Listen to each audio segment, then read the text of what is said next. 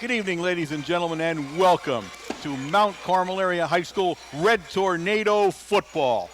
Tonight, the Red Tornadoes have traveled to Sunbury, Pennsylvania, where they'll take on an old foe, the Shikellamy Braves, here in Brave Stadium.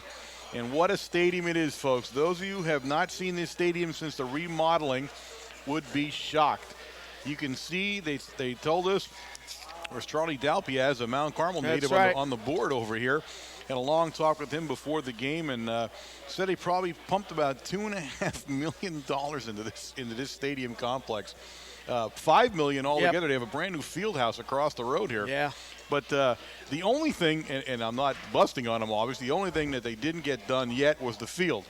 And the field looks like it has every time we've ever been here. This is a field that has not dried out in about 75 years. Yeah, you're right. In between the hash marks, it is weathered. But we are in an absolute state-of-the-art press box in high school. I'm talking, I have never been in one like this in my whole life. I'm also sitting for the first time ever in my whole life doing a game from a seat. It is that nice in here. What a facility. My hat's off to the Shikellamy School District. Really went the whole 9 yards here to put a beautiful facility in place. Now, the Red Tornadoes come into this game 4-3. You guys all know the story here. Every game has to be won if they want to see a district berth, and even then it's going to be tight. The Shikellamy Braves come in 0-7. It's a program that has been on its butt now for several years, just struggling. And one of the reasons it is, and you can see it down on the field down here, is that they are small in numbers. For a AAA school, they do not field a very large team numbers-wise, and that's what's going to hurt them year after year until they can get more kids interested in football here. So they've had a tough go of it. As I said, 0-7. I think they had one win last year. So it's not been pretty here. Now, oddly enough, it's a football team from the Shikellamy side here. There's about 22 or 24 seniors. I mean, it's a completely veteran-laden team. And still have not been able to muster a win, even with the veteran group out there as seniors. So that's something that you don't normally see. The Red Tornadoes, of course, finally, I think, when they left the game last week, for sure, said to themselves, I think we know what we're doing now. We know where everybody needs to be. We got everybody in the right spot. Yeah. Now it's a matter of executing and doing the right stuff, and I think they feel pretty comfortable there. I think they found the correct combination, especially on defense, not so much offense. I think offensively we were sort of hurt when Shikellamy got injured in the second game of the season. He was out for a while there. We had to switch some guys around, but we were still fairly solid on the offensive side. It was the defensive side where we had to find some combinations, and I think Coach Brennan has done that thus far. All right, Kufta has it teed up, and we're getting ready to start this game here.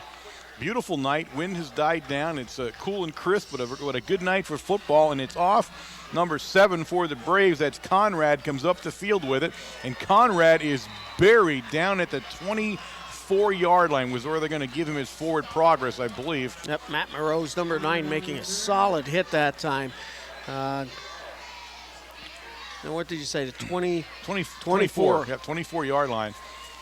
So it'll be 1st and 10 Braves, and they'll start this game on offense. Again, the field, I mean, again, we had such heavy rain last night. This field looks real ugly in the middle. Well, we had heavy rain this afternoon. Actually, this afternoon, too, yeah. So we'll see how the field plays out. Number 13, Murphy, brings them up. And Murphy will hand off quickly right up the middle there. And he hands off to number 6, and that's Tim Furr. Furr is going to gain, let's give him a yard, right to the 25-yard line. I'll bring up 2nd down and 9. Eric Johnson coming up from that linebacker position. He's a sophomore. We talked about him last week. Between him and Sean McCullum playing left and right linebacker. They're switching back and forth and doing an excellent job out there. And Murphy on the handoff to Furr. Furr has more room this time, and he takes it up over the 30, and they'll place it down at the 32-yard line. He's about 2 yards shy of the first down. It's 3rd down now and 2. Johnson again, Eric, number 35, making the initial hit.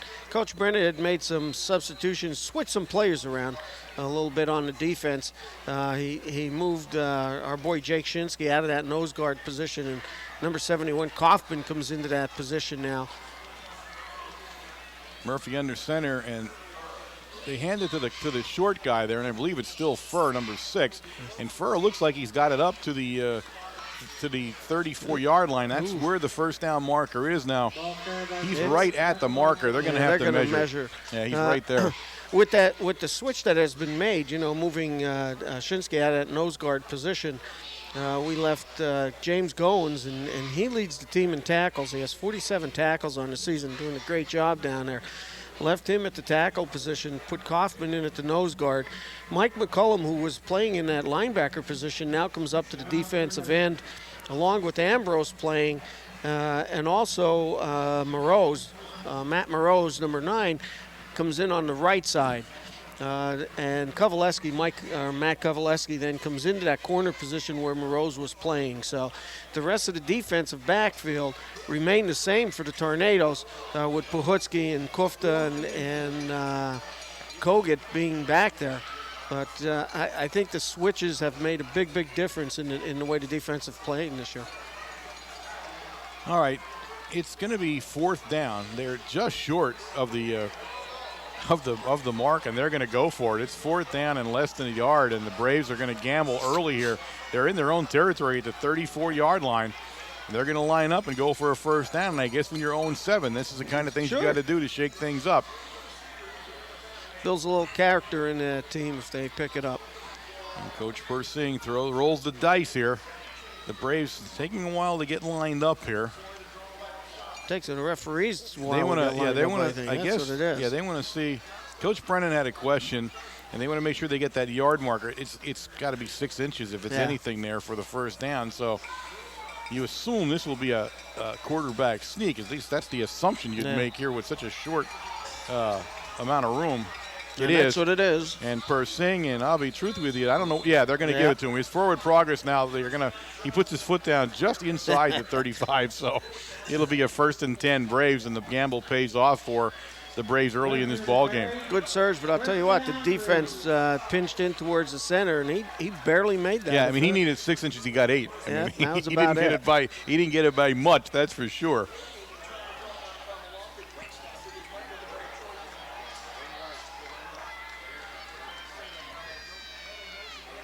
All right, Murphy under center. First pass of the evening for Murphy. He rolls out. He's under pressure, and Murphy will go down. He's buried by the Red Tornadoes down there. That's Shinsky, Morose getting off there. Kaufman Goins getting off there. Kaufman. Yep. So loss on the play. First pass play of the night, and didn't go well. And actually, believe it or not, what you've seen from the Braves or appeared in the last 4 or 5 years, they were always tough on the ground. They always had that good runner. They come into this game without that this year. They do not have that bruising runner, and they've done most of the damage that they have done this year in the air. I mean, that's where they're going to show the talent. Handoff right up the middle, and he's going to get to within a yard of the original line of scrimmage, and they'll bring up 3rd down and about 11 for the Braves. Again, the Tornadoes are staying in. Tornadoes run a 5-2 defense, and staying in that already tonight. Number 74, Kyle Savitsky, is in the left tackle position here for the Tornadoes. Had Kyle at the Supper Club last night, an up-and-coming young guy, good-looking guy. Got to meet him last night. All right. Murphy brings him up. He has a split backfield behind him there, and he's going to go back to pass. Same little rollout. He looks downfield. He's got one guy in the pattern, and he caught it. Yep.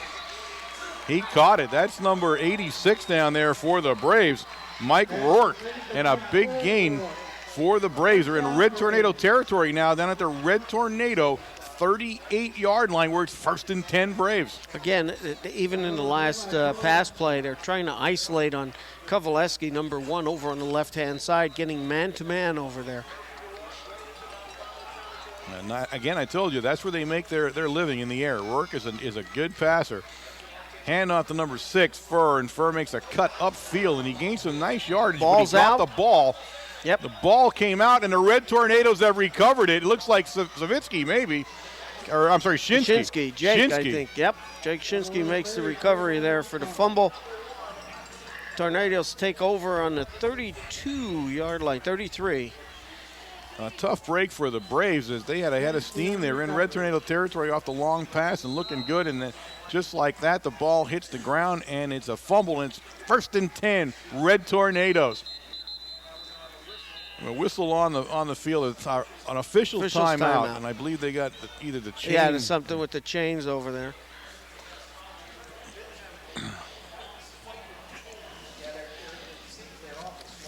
They must have, yeah, they get the chain tangled there a little bit, but they'll work that out. They're in an I formation. They got Shinsky at that fullback spot, Haynes at the tailback, in back of Kogut, the quarterback, and of course Kogut filling in for the injured Wachaleski here for the Red Tornadoes for the remainder of the season, no matter how long this season goes. And it's Haynes. Haynes along the Red Tornadoes sideline. Haynes stops, and he will be buried down there. Number 37 on the hit for the Braves is Gary McCreary, and along with, I believe, Shuda, number 11. I'm thinking it was, Yep.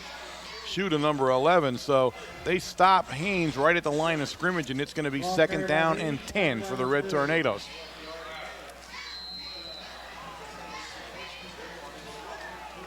.818 remaining here in the first quarter of play. No score. Shinsky following Haynes. And Shinsky will be stopped down there by number 57, Jared Harpster for the Braves. He'll cross just over the 35-yard line. They'll place the ball down at the 37-yard line. It'll be third down and 7. Pickup of about 4 yards that time. We were back a yard, so it's about 3rd and 7. Shinsky carrying the ball off the left side of the offensive line. Of course, on that left side, we have Billy Juraski, number 56, the left tackle, the left guard. James Goins, Shikellamy, number 50, I think is in there now. Split backfield. Kogut rolls now to pass. He's had some pressure on the end. He escapes that. He's going to tuck and run, and he'll take it up to about the 40-yard line where he'll go out of bounds, and it'll be 4th down and 4, and the Red Tornadoes will go into a punt situation here. You can tell he had run in his head the whole time. I mean, he was looking downfield, but he was thinking, run, I'm going to run. You can almost tell sometimes with him. And, again, that's a good thing for Kogut in that he does run so well. Well, what's good about it is he makes a decision early. Some of the kids don't make that decision until it's entirely too late, you know. Yeah. All right, we're going to have a penalty on the play. There was a little bit of movement just at the center snap there. So nice punt, Kofta. Yeah. All for naught.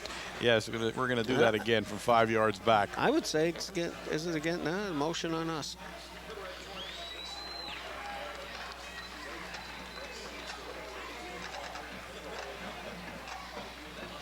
Senior night here for the Braves. They do a nice job at senior night. They line everybody up on the other side there and bring everybody across the field. The public address announcer announces a sheet that I guess they write up themselves, so pretty neat. Gufta will let it rip, and it's going down there. It's going to bounce down, and the Braves will let it roll, and he picks it up. Yep. He's a brave one, isn't he? He picked it up. That was Conrad. He picked the ball up, but was hit immediately by Shinsky, and they'll end up placing the ball down at the 34-yard line where it's 1st and 10 Braves. It's basically where they began the last time at the 34. They're back at the 34 again. Coach Persing had a lump in his throat when he saw him going down to pick that ball up. Yeah, there's a lot of things can happen there. Either you look like a hero and you score, or you get killed and the ball's bouncing free or whatever. So, but again, as I said, you're 0-7. You know, you don't have a whole lot of things to lose here. Go for it and have some fun out there. All right, Murphy brings it up under center, and he hands it to Furr, and Furr around the end. He's going to be hit there by number 35. Eric Johnson. For the Red Tornadoes. The linebacker makes the hit. Of course, Jake Shinsky also making the tackle. From that, he's playing much better ball, I think, now that he's in that tackle position for some reason. You know, I think that he has a little bit more room to maneuver. He can shift into a gap. He can go head up. He can get out on the outside of the tackle also. And I think Jake is playing much better ball out there. This time, the handoff is to number 33, K.O. Stender. And Stender will be wrestled down there by number 52. That Goins. That's Goins. Yep. So Goins continues his torrid pace up here. He is really making a name for himself on defense this year. Yeah, they left him in the tackle position. There was no reason to move James. He's doing a fantastic job. Again, as we stated earlier, he is leading the team in tackles here, 47, 49 now. All right, 3rd and 2 for the Braves and a penalty flag.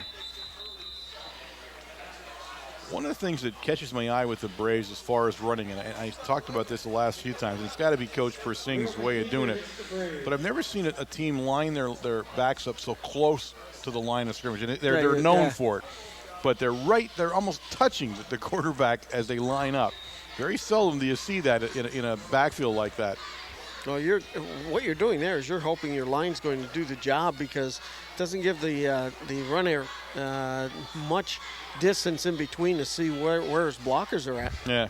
All right, it's 3rd and 7 off the penalty. Murphy's back to pass, and he'll go down. He slipped, and quite frankly, that was a good thing, because I think Shinsky would have killed him otherwise. Kaufman was in there, number 71. Of course, Shinsky takes him down that time. And also number 65, Mike McCullum, putting pressure. But it is in the worst, probably not the worst part. I take that back. No, the worst part is further up. On the 50-yard line where the puddle is at. But the field is very slick in the hash marks, and you can see the problems he had. All right, back to kick is Murphy, the quarterback, and he'll let it rip, and he's going to head towards Kogut. A nice punt, drives Kogut back. Kogut picks it up on the 25-yard line, and he's now going to have to try to find a way, and he goes down. Kogut goes down at the 23-yard line, where it'll be 1st and 10. But that was a heck of a kick by Murphy. Yep, that's it. When you have your Kogut turning around and trying to catch that ball over his shoulder, you know darn well that was an excellent punt. As soon as it left his foot, it turned over and went into a spiral and just took off. 4:33 in the first period, no score. Red Tornadoes will go on offense for the second time tonight. Kogut will trot in there with the play from Coach Brennan. He'll have Shinsky and Haynes, and they'll go into that split backfield now in back of Kogut. Oddly enough, in that split backfield, Haynes does not go into a three-point stance. Ambrose with the ball, and Ambrose has himself some room. And Ambrose all the way up over the 35-yard line, up to about the 36-yard line where it's 1st and 10. Some good blocking. There's Shikellamy. He pulled that time. Shikellamy down leading that whole run by Ambrose. Ambrose picked up a good 15 yards on that carry. One thing you notice here is the defense for Shikellamy. They're running a 6-2 defense. They have 6 guys on the line, 2 linebackers, and we get to the outside, we're going to be gone, just like that. All right, now we're back in an I formation now with Shinsky in front of Haynes. And Haynes will get the ball. Haynes has some room to the outside, and Haynes is loose in the secondary. That's what Haynes goes all the way down in the Brave territory. He's down at the Brave 36, 1st and 10. That's what Haynes has to do. He has to run straight, and he has to run with the afterburners on. No trying to pick a spot on the field and try to juke somebody out. Just run somebody over, and there's where his speed comes in at. So the Red Tornadoes now on the move offensively here in this football game. And they'll bring in DeMarco now and Demetrius. Demetrius in front of DeMarco in the I formation. Of course, we're going to probably hit to the outside with DeMarco's speed. And there you have DeMarco. Ooh, and DeMarco's hit right at the line of scrimmage. That was a nice tackle in there by number 71 for the Braves, and that's Dan Zartman. Yeah, he's playing the tackle. 74. Let's take that back. That's 74. That's Tyler Latshaw. Yeah, he's playing Tyler Latshaw. Okay. The left tackle position. He wasn't even touched. He came right through and made a hit on DeMarco. All right, DeMarco will go out. Haynes will come in now with the play. No gain on the play whatsoever. It'll bring up 2nd down and 10. And this time Shinsky will go in front of Haynes in the I formation. Everybody split right in the formation for Kogut. Kogut will go back to pass. Great protection. And he throws it and almost intercepted. That was Stender. And he threw it right at him. I mean, I think Stender got surprised by it. I think you're right. I think he was so shocked that the ball was coming right to him, he dropped it. Yeah, Ko had it right in his hands, and Ko had a full field in front of him, and he just couldn't hold on to it, and he's going to be kicking himself tonight over that one. So it's 3rd down and 10 now for the Red Tornadoes down at the 35-yard line of the Braves. 2 minutes and 49 seconds left in the first quarter. Still 0-0 Haynes Haynes bobbled a little bit, but he had plenty of room, and Haynes is free again, and Haynes will bull his way down, and it's 1st and 10 for the Red Tornadoes as Haynes crossed over the 25. He's down around the 24-yard line. What a hole that time was. Yeah, that time on the right side of the offensive line for the Tornadoes. Of course, the center, number 60, is Chris Steck. The right guard, number 65, Mike McCullum. The right tackle, number 55, Logan McCracken. And, of course, the tight end, number 48, Dave Avellino. I mean, doing some great blocking out there is Avellino, and he's moving some people around also. At I formation again. This time it was out to his left. We run pretty much up the middle with Haynes. And Haynes is going to pick up some nice yardage once again, right up the middle of the formation. It's going to be, let me see where they finally put the ball down there. Stender getting off the bottom of that pile. It'll bring up 2nd down and 6 for the Red Tornadoes. He's going to move that up a little bit. We'll make that 5.5. Yeah, he didn't get set there. Well, the referee, see how short the guy is on the yes, I know. On the down marker. He can't see over or around the referee on the sideline there. Kogan on the option, and he pitches it at the last moment to Haynes, and Haynes will take it down to the 18-yard line. And Haynes is down. Haynes is down on the field, so Haynes is injured. We have an injury timeout on the field. Pickup of only about a yard that time. So the training staff, along with, of course, Dr. Jeff Greco, the team physician out there, and Tom Swaldy from Star Physical Therapy does our therapy work. I'll tell you what an oddity of this schedule when you think about a schedule. Now, arguably, Mount Carmel area is playing the toughest AA schedule probably in the state. And then, even with that in mind, you bump into 2 teams that are winless in a row. I mean, one right after the other in the schedule, which is really a strange schedule. Now, get even stranger, the Braves, one of our longest foes. Yes, 1900. I just looked that up. 1900 is when we started playing Sunbury. Yeah, they were Sunbury, yeah. 1965, they became Shikellamy. They have told us that next year will be the last time they play us. And, I mean, truly too bad. I mean, it's been a great rivalry. Haynes is up and wandering off there, so Haynes looks like he's going to be okay. But a shame to bring a rivalry like this to an end. Right. But then just at the last moment, we're looking at this new conference. And as we said before, if the new conference comes to fruition and we join it, and because we tabled this motion once, if we actually join it, it's almost a certainty that the Braves would have to show back up on the schedule again, and we'd be back playing them. So it'll be interesting what happens. But if we do not and everything remains the same, the Braves will visit us next year for the last time. All right, Ambrose in motion. We pitch it to Ambrose, and DeMarco trying to get a block out there, and Ambrose is going to be hemmed in there, and that's number 11 doing a nice job in there, Justin Schuda. Yeah, Schuda played that right. He came up, and he mirror imaged Ambrose all the way across the line of scrimmage. In fact, he tackled him for about a 1-yard loss. He did not let Ambrose get to the outside like in the previous series up here. All right, it's 4th down and 6 now for the Red Tornadoes, right at the 20-yard line. Got 49 seconds and counting here in the first period. And we go into a shotgun formation, both backs alongside Kogut. Kogut rolls and looks downfield, and he was trying to hit Pahutsky, couldn't hold it, and it's going to be 1st and 10 Braves as the Red Tornadoes will turn the ball over on downs. Boy, that ball was right there. Kogut was rolling to his left, which is his power side. That's where he wants to go because he's a left-hand quarterback, and he laid that ball right out there. Pahutsky right off his fingertips. So the Braves take over right at the 20-yard line. It's 1st and 10 for Murphy and his crew. He is Stender and Spencer in the backfield now behind him. And it is Spencer, and Spencer looks upfield, and he is quickly closed out.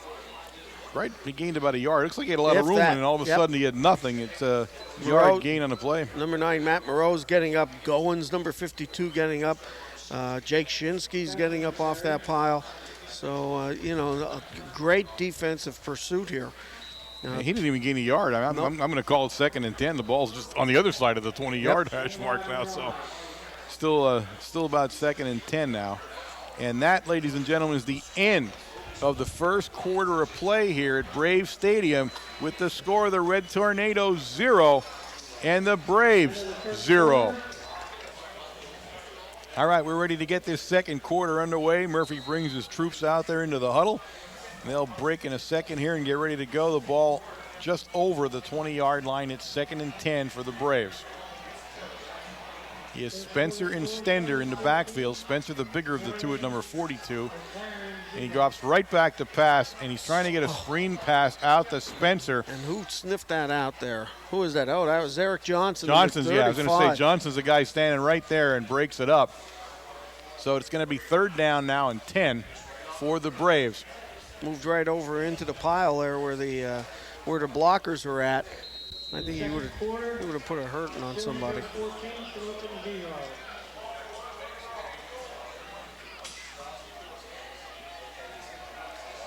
All right, Murphy will line up now in a shotgun formation. Keeps both backs to the left of him in this formation because he'll roll that way. The Red Tornadoes saw that. He goes downfield, and he's looking downfield.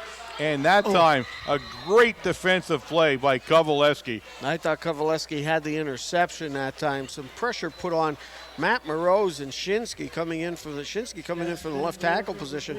Matt Moroz from the right defensive end position comes in, puts pressure on Murphy, although it was a good pass. But I'll tell you what, Kovaleski had better position than the receiver did, and I thought he had the interception. And the pass was intended for Rourke. It's 4th down, and the Braves go back to punt. Murphy, the quarterback, is the punter. So he'll line up. The Tornadoes expect to get some pretty good field position as they're lined up at their own 45-yard line to receive the punt. And he lets it rip, and this time it's a short punt, and it bounces down, and it's going to take a great bounce. And that's one you might have wanted to catch, I think, when you ran right up to it and it bounced right in front of him. Koga tried his best to get up. It was a short punt. If you remember the last punt that he had, he put it over Koga's head. Yeah. So the coaches had him another 5 yards back than what they originally had him. The ball was much shorter this time. He did try to come up, but it hit way in front of him. He did the right thing. He dodged the ball and didn't try to pick it up. Yeah. All right, it'll be 1st and 10 from the 35-yard line for the Red Tornadoes. Their first offensive series here in the second quarter. And he'll bring him up in a split backfield now. And he's got DeMarco and Haynes in the backfield. And it's Haynes. And Haynes right up the middle. And Haynes running hard. Haynes will pick up about 3 yards on the play. We'll call it 2nd down and... Now let me see where they place it. One guy's in a different spot than the other guy. It's 2nd down and 8. No, let's call it 7. Yeah, okay. A little trouble seeing where they placed it there. Good drive by Haynes that time. Defense reacted very quickly. It was to the right side of the defense, and Shikellamy didn't react quick enough. But I'll tell you what, Haynes plowed his way for 3 yards. Shotgun, we're going to look at the option. We pitch at the last moment to DeMarco. The ball's on the ground, and DeMarco's going to have to make a great run. And he has some room on the other end. He's got around the other end, and I knew if he could make the turn. And picks up the first down. Picked up actually 18 yards on that play. That was a 15-yard loss that time. Oh, yeah. The pitch was way behind him. But you see what, again, we talked about DeMarco and his speed for the last 2 seasons because DeMarco played in that position last year as the halfback, the tailback. And you see what he can do for you. He just outran everybody on the defense to get around the end, and he was 15, 20 yards behind the line of scrimmage. So the Red Tornadoes are 1st and 10 now in Brave territory, and they're at the Brave 47-yard line. Now we bring everybody out to the right in the formation. Shinsky in the middle, and it's Shinsky with the ball. And Shinsky will get bounced down at the 45-yard line. Gain of 2 on the play. It'll bring up 2nd down and 8. Gary McQuarrie, 37, making the tackle for Shikellamy. But you saw Shinsky was hit that time right at the line of scrimmage, and he lost his footing. That's how mucky it is right there between the 40s.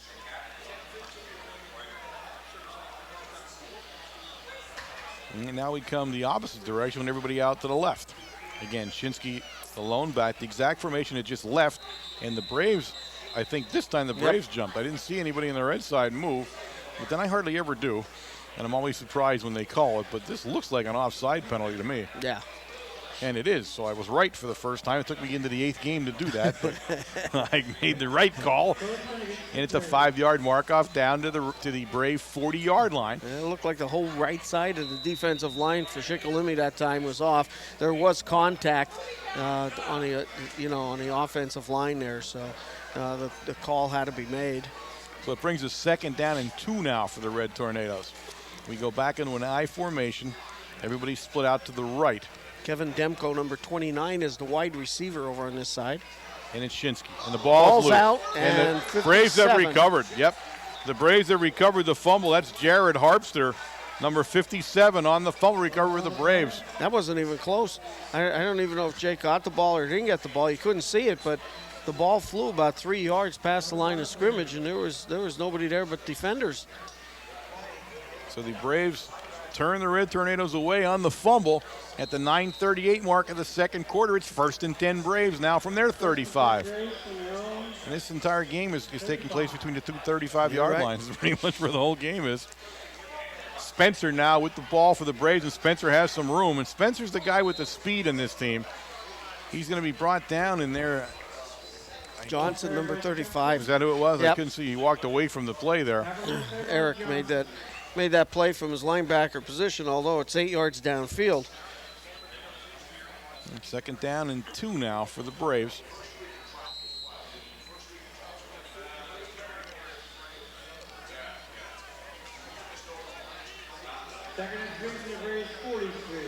Again, look how close those two backs are, and it goes right to the first back, which is Stender. And KO will not get the first down. KO got back to the line of scrimmage, and that's about it. See what they do here. He's gonna move him maybe about a half a yard. That's about it. And still, I'm going to call 3rd and 2.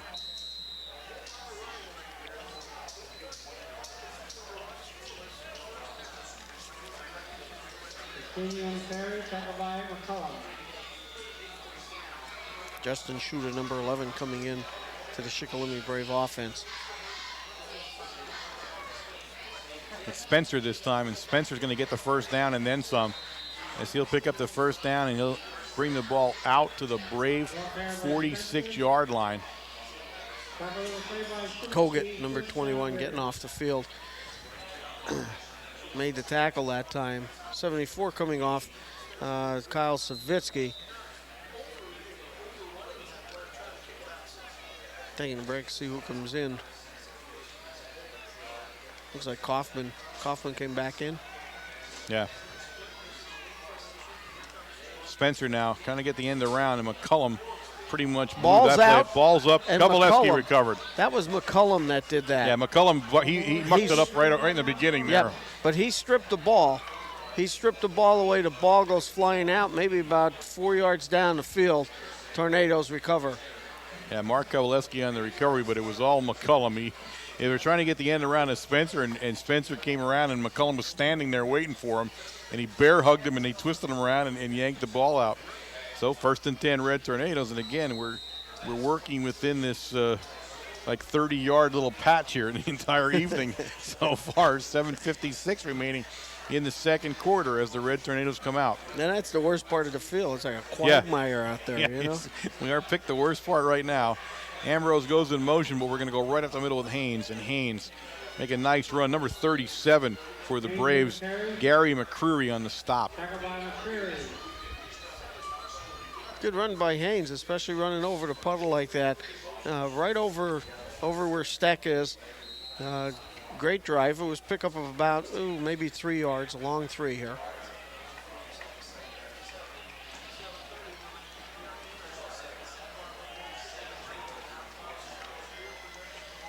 Tornadoes are just content in running the ball either off tackle. Haven't tried too much outside in the last 2 series or tried to pass the ball. And Haynes goes in motion away from everything. And it's the tight end, and it's Avellino, and Avellino's free. And he'll take it down inside the 20-yard line down to the 19. Finally, we're out of out of the 40-yard markers there. We're down to the 19. Nice pass by Kogut. Kogut looks like he's never left that position in the last year and a half. He just laid it out there. Avellino, nice run. Catch on his part also. Never even broke stride. I don't know if you could see in that play the size advantage Avellino has, in the secondary. Yep. He's like a bull in a china shop. Haynes will be brought down right at the line of scrimmage this time by the Braves. I'll try to give you his number when he gets off the ground down there. It's the big guy, and that's Stender. I'm sorry, 37. That's McCreary, Gary McCreary on the stop. But Avellino could run roughshod in that secondary when he gets loose down there. And that was just a straight pattern right down the hash mark for him. All right, it's 2nd down and 10. No gain on the play. And we'll line up again in that I formation. Everybody's wide out to the right, Pahutski and Ambrose. And we look at Pahutski, and Pahutski makes a nifty little move, and now he's going to get, as the Braves responded very well to that play. Number 11 is the guy that brings him down, Justin Schuda. Actually, a loss on the play. They're being kind here on this one. A loss of only about a yard, but Pahutski did come back about 3 yards from the line of scrimmage where he was tackled. Yeah, you're right. The Braves had a great response to that play. They came up. Ambrose was trying to take the tight end or the corner man so he could break Pahutski free, but there was just too many defenders there. All right, it'll bring up 3rd and 11. The Red Tornadoes would like to maybe, do something, get into the end zone here. We've been seesawing back. And 4th, and Kogut will now take the shot into the end zone. He's got the guy he's looking for, and it was too tall. He was trying to get Jonas Pahutski in the corner, and the Braves had well covered. They covered it short and deep. That's the second time they look like they saw you can tell when they see a play on film, they recognize it. They recognize both of those two plays. Well, I'll tell you the truth. Ambrose was right down just to the left of the hash mark. He was close to Pahutski also in that pattern. He was a little bit more open than what Pahutski was. But, once you start running patterns too close together, you have your defenders, just one guy can watch two receivers. You bunch the secondary up around you. So, all right, a 4th down play now for the Red Tornadoes. It's 4th and 11 from the 21-yard line. Kogut will go back to pass. He looks downfield again, and he was trying to hit Demko. Is that 20? Is it 29 he tried to hit? Kevin? Yep, Kevin Demko. Kevin Demko down there. And the Tornadoes will turn the ball over again tonight on downs. So it's 1st and 10 Braves from the 21-yard line. Both teams kind of look like they're kind of sleepy through this first part of the game. Well, it looks like both teams are trying to make the big play, the big pass play and everything else, and instead of trying to work it downfield a little bit to get it over the goal line. All right, Murphy will bring him up. He has Furr back in that backfield, but he'll go with where will he go? Number 49. That's the original guy, Mike Thomas. This is Furr and Thomas are the original set of backs. Yep. That started the game, so they rotate back in. So Thomas, a nice run. It's up for a 1st down, up to the 33-yard line. Tornadoes get caught blitzing to the inside. They run a little bit further to the outside, one man over, pick up 11 yards on that play. Again, Thomas. Thomas will get drugged down there by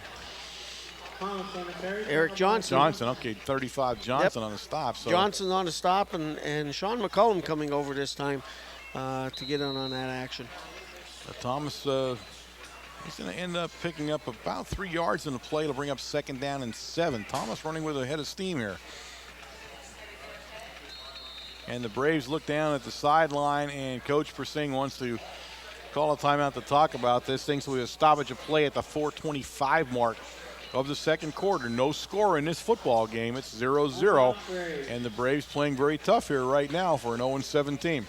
Yes, they are, both offensively and defensively. The last 2 series, I think they've sort of found a couple weaknesses here with the Tornadoes defense. They did move the ball down the field, picking up some 1st downs, although they fumbled the ball.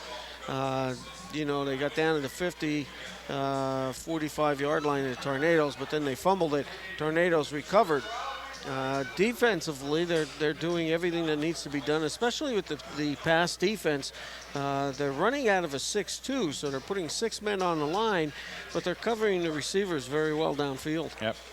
Yeah, secondary doing a nice job for the Braves. I will say that, and they are definitely undersized for a secondary. All right, second down now after the timeout. Murphy will bring him up. He's got Furr, number 6, and Thomas, number 49, in the backfield behind him.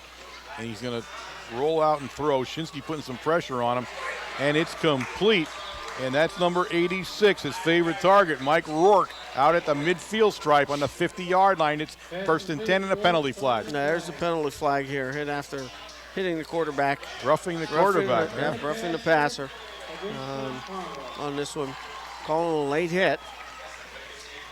I'm not sure how Shinsky could have held up on that hit, to tell you the truth. But I know.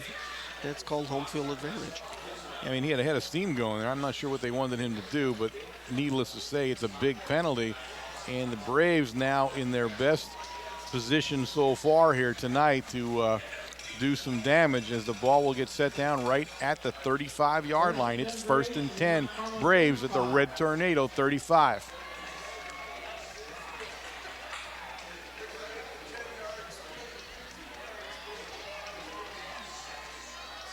Thomas will go under center. He has a split backfield. Number 49, Thomas, the bigger of the two backs. Furr, considered the other half. They line up as halfbacks, but Thomas looks more like a fullback than he does a halfback from the size of him. And you see, look at Goins.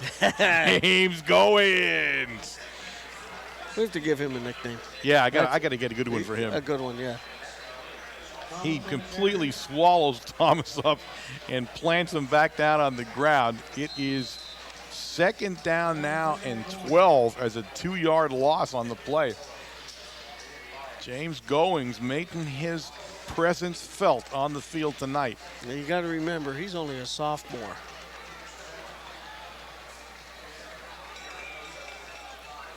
Looks downfield, and he was trying to hit number 25 down there, Chuck Schlegel.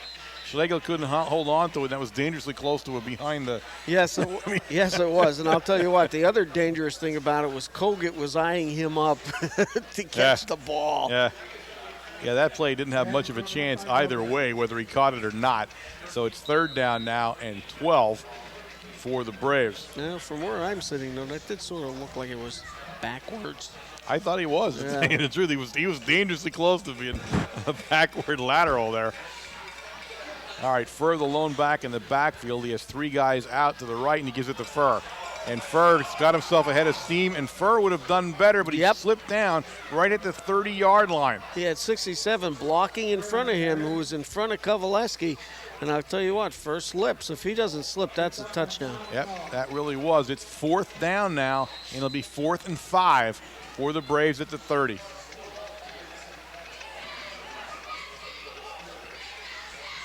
That's a shame. He tried to make the cut, just couldn't keep his feet and went down. All right. They come back out in a split backfield. He's trying to get Rourke now in tight, and he needs to call a timeout because he couldn't get the lineup. He couldn't get Rourke where he wanted him. And you can't blame him. That was a good call by the quarterback. It's 4th down. You know, you're trying to pick up the 1st down late in the quarter here. It's in the first half, 2:53 left, and for a young quarterback, that's a good call. Oh yeah, absolutely. You definitely want to say that. So we'll have a timeout. The Braves want to talk this over, as it is their best shot so far this half at putting some points on the board. The Red Tornadoes, on the other hand, moving well up and down the field until they get to about the 20, and then it's over. They haven't done anything after that. So I don't think anyone expected a 0-0 game at half so far, and it's getting close to it. So we'll see what Coach Persing wants to do here with the Braves. And this time the formation will go the other way, out to the right instead of the left. And Rourke is the guy split farthest out right, and he's the guy that he normally tries to hit.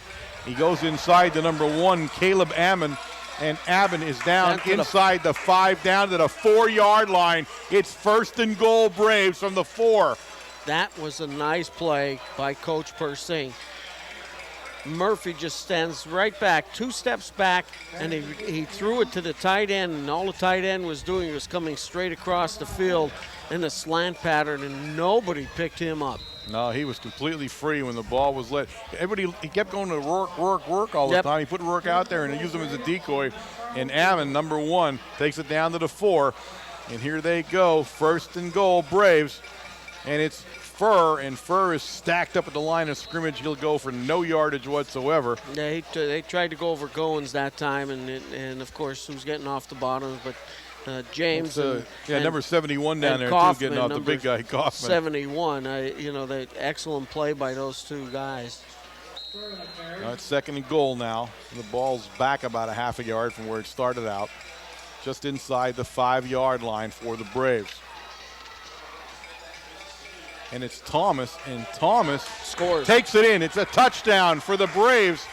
The Braves go on the scoreboard 6-0 at the 2:01 mark of the 2nd quarter. Thomas running hard in that 5-yard run there. Going off to the right side, and of course, big hole over on that side. He just about walked in. He was stripped up on about the 1-yard line, but his momentum carried him in. That was no problem for him at all. The Braves will go for 2 here. I'm not sure why the reason they may not have a kicker. I'm not sure, but they'll go for 2 as Persing looks down, and it's good. It's good. That's Rourke, I believe, if I'm not mistaken. Let me see. No. That's number 9. I'm sorry, number 9. That's Will Sieberling.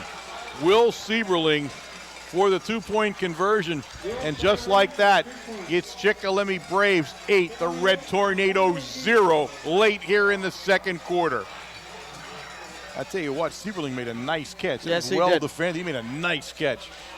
Yep, 2 yards. He just came right across on a little slant play, and Murphy didn't have to do much other than step back and make sure he had a good lane to pass the ball. All right, the Red Tornadoes will get back to receive the kickoff from the Braves, and this is definitely so far a stunner here tonight if the Red Tornadoes have fallen behind early.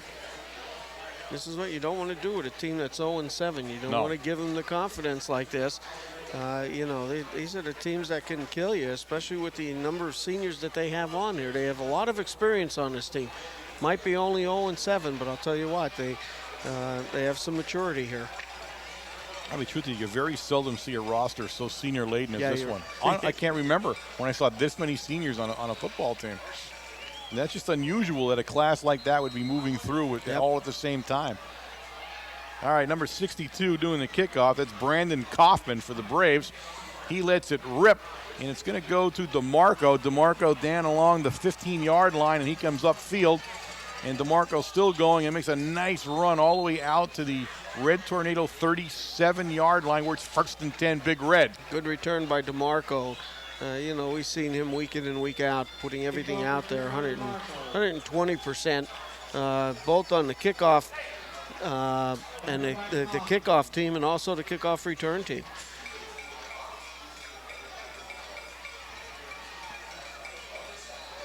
All right, 1st and 10, Red Tornadoes. Kogut brings them up. Everybody in the formation is out left, and we pitch it out to Haynes, and Haynes runs left, and Haynes along the Red Tornadoes sideline, and he'll be taken out of bounds down there, very close to the 1st down marker. We'll see where they place him down. It's going to be at the 46 or so. About the 46. So he's going to be about a yard and a half short from that 1st down. Good lead blocking that time out to the left.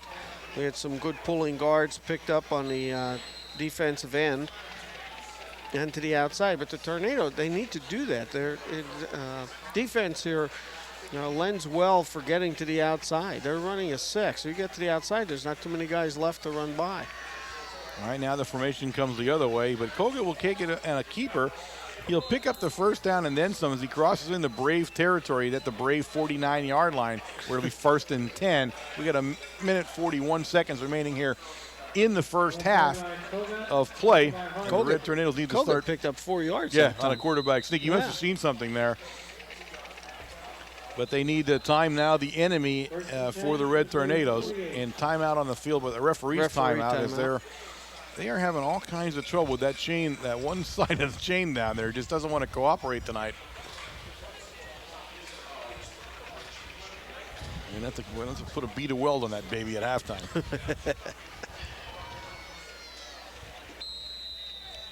All right, he winds his arm. We're back in play. Kogut back to pass. Haynes helping out in the protection. He puts it downfield, and it was blocked at the line of scrimmage. Somebody tipped that ball at the line. I think that was number 66. Got his hands up that time for the Shikellamy Braves. 66 is Richmond. Brad Richmond coming in from that tackle position. Looking to the flat that time, Kogut for receiver. They're looking at Prohutsky, and of course, just couldn't get the ball up high enough.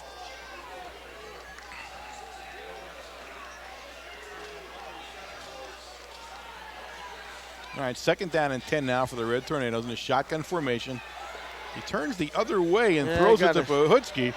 And Prohutsky's down along the Red Tornadoes sideline. A nice play. Yep. Screen pass. That was a quick screen, I'll tell you. Set up very quickly, and Kogut takes off to the right, although Shikellamy Braves putting some pressure on from the left side of their defense. They're blitzing from that side.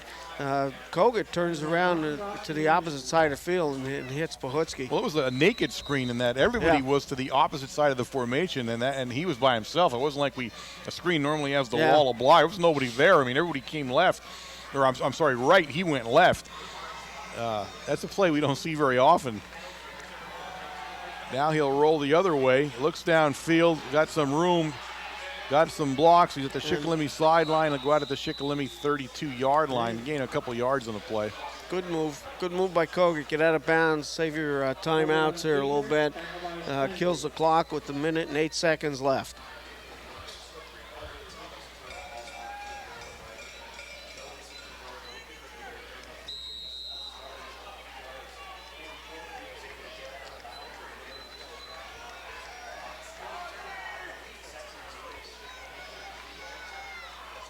Jake Shinsky comes in, number 34, in a backfield position.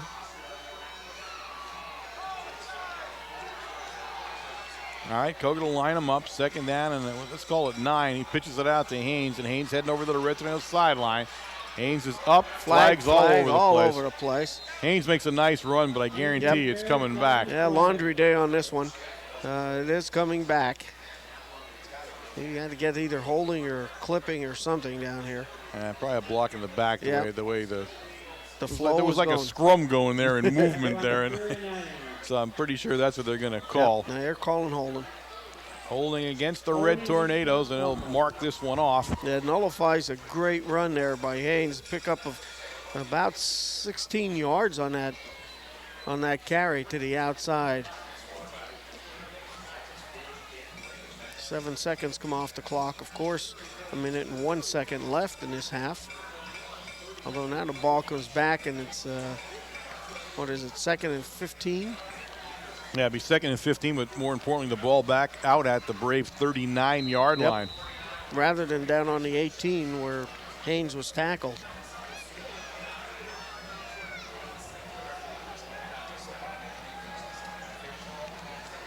All right, going to an I formation. Kogut will drop straight back. He looks, fakes once, throws downfield to Prohutsky.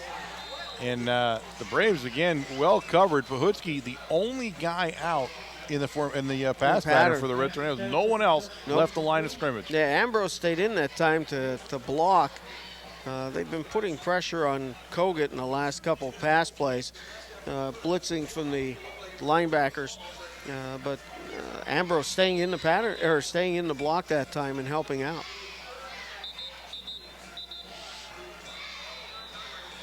All right, a timeout now on the field by the Tornadoes. The Red Tornadoes call the time. They want to talk about this as it's 3rd down and 15 now, and they're kind of just stuck in one place. They can't get themselves going here. You know, since Kogut has taken over, you got a different quarterback in there.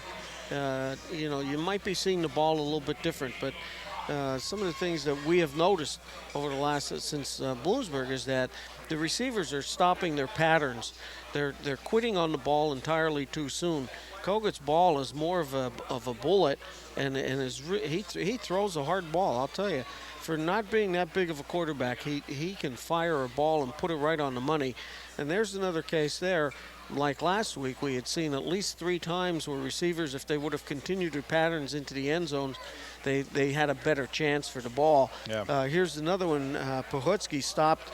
If he would have kept on going, the ball was another 3-4 yards over his head downfield. And if he would have continued, I think he would have been in a better position to catch the ball, or maybe even caught the ball and continued on down the field.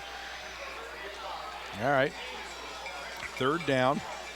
Koget in the shotgun formation.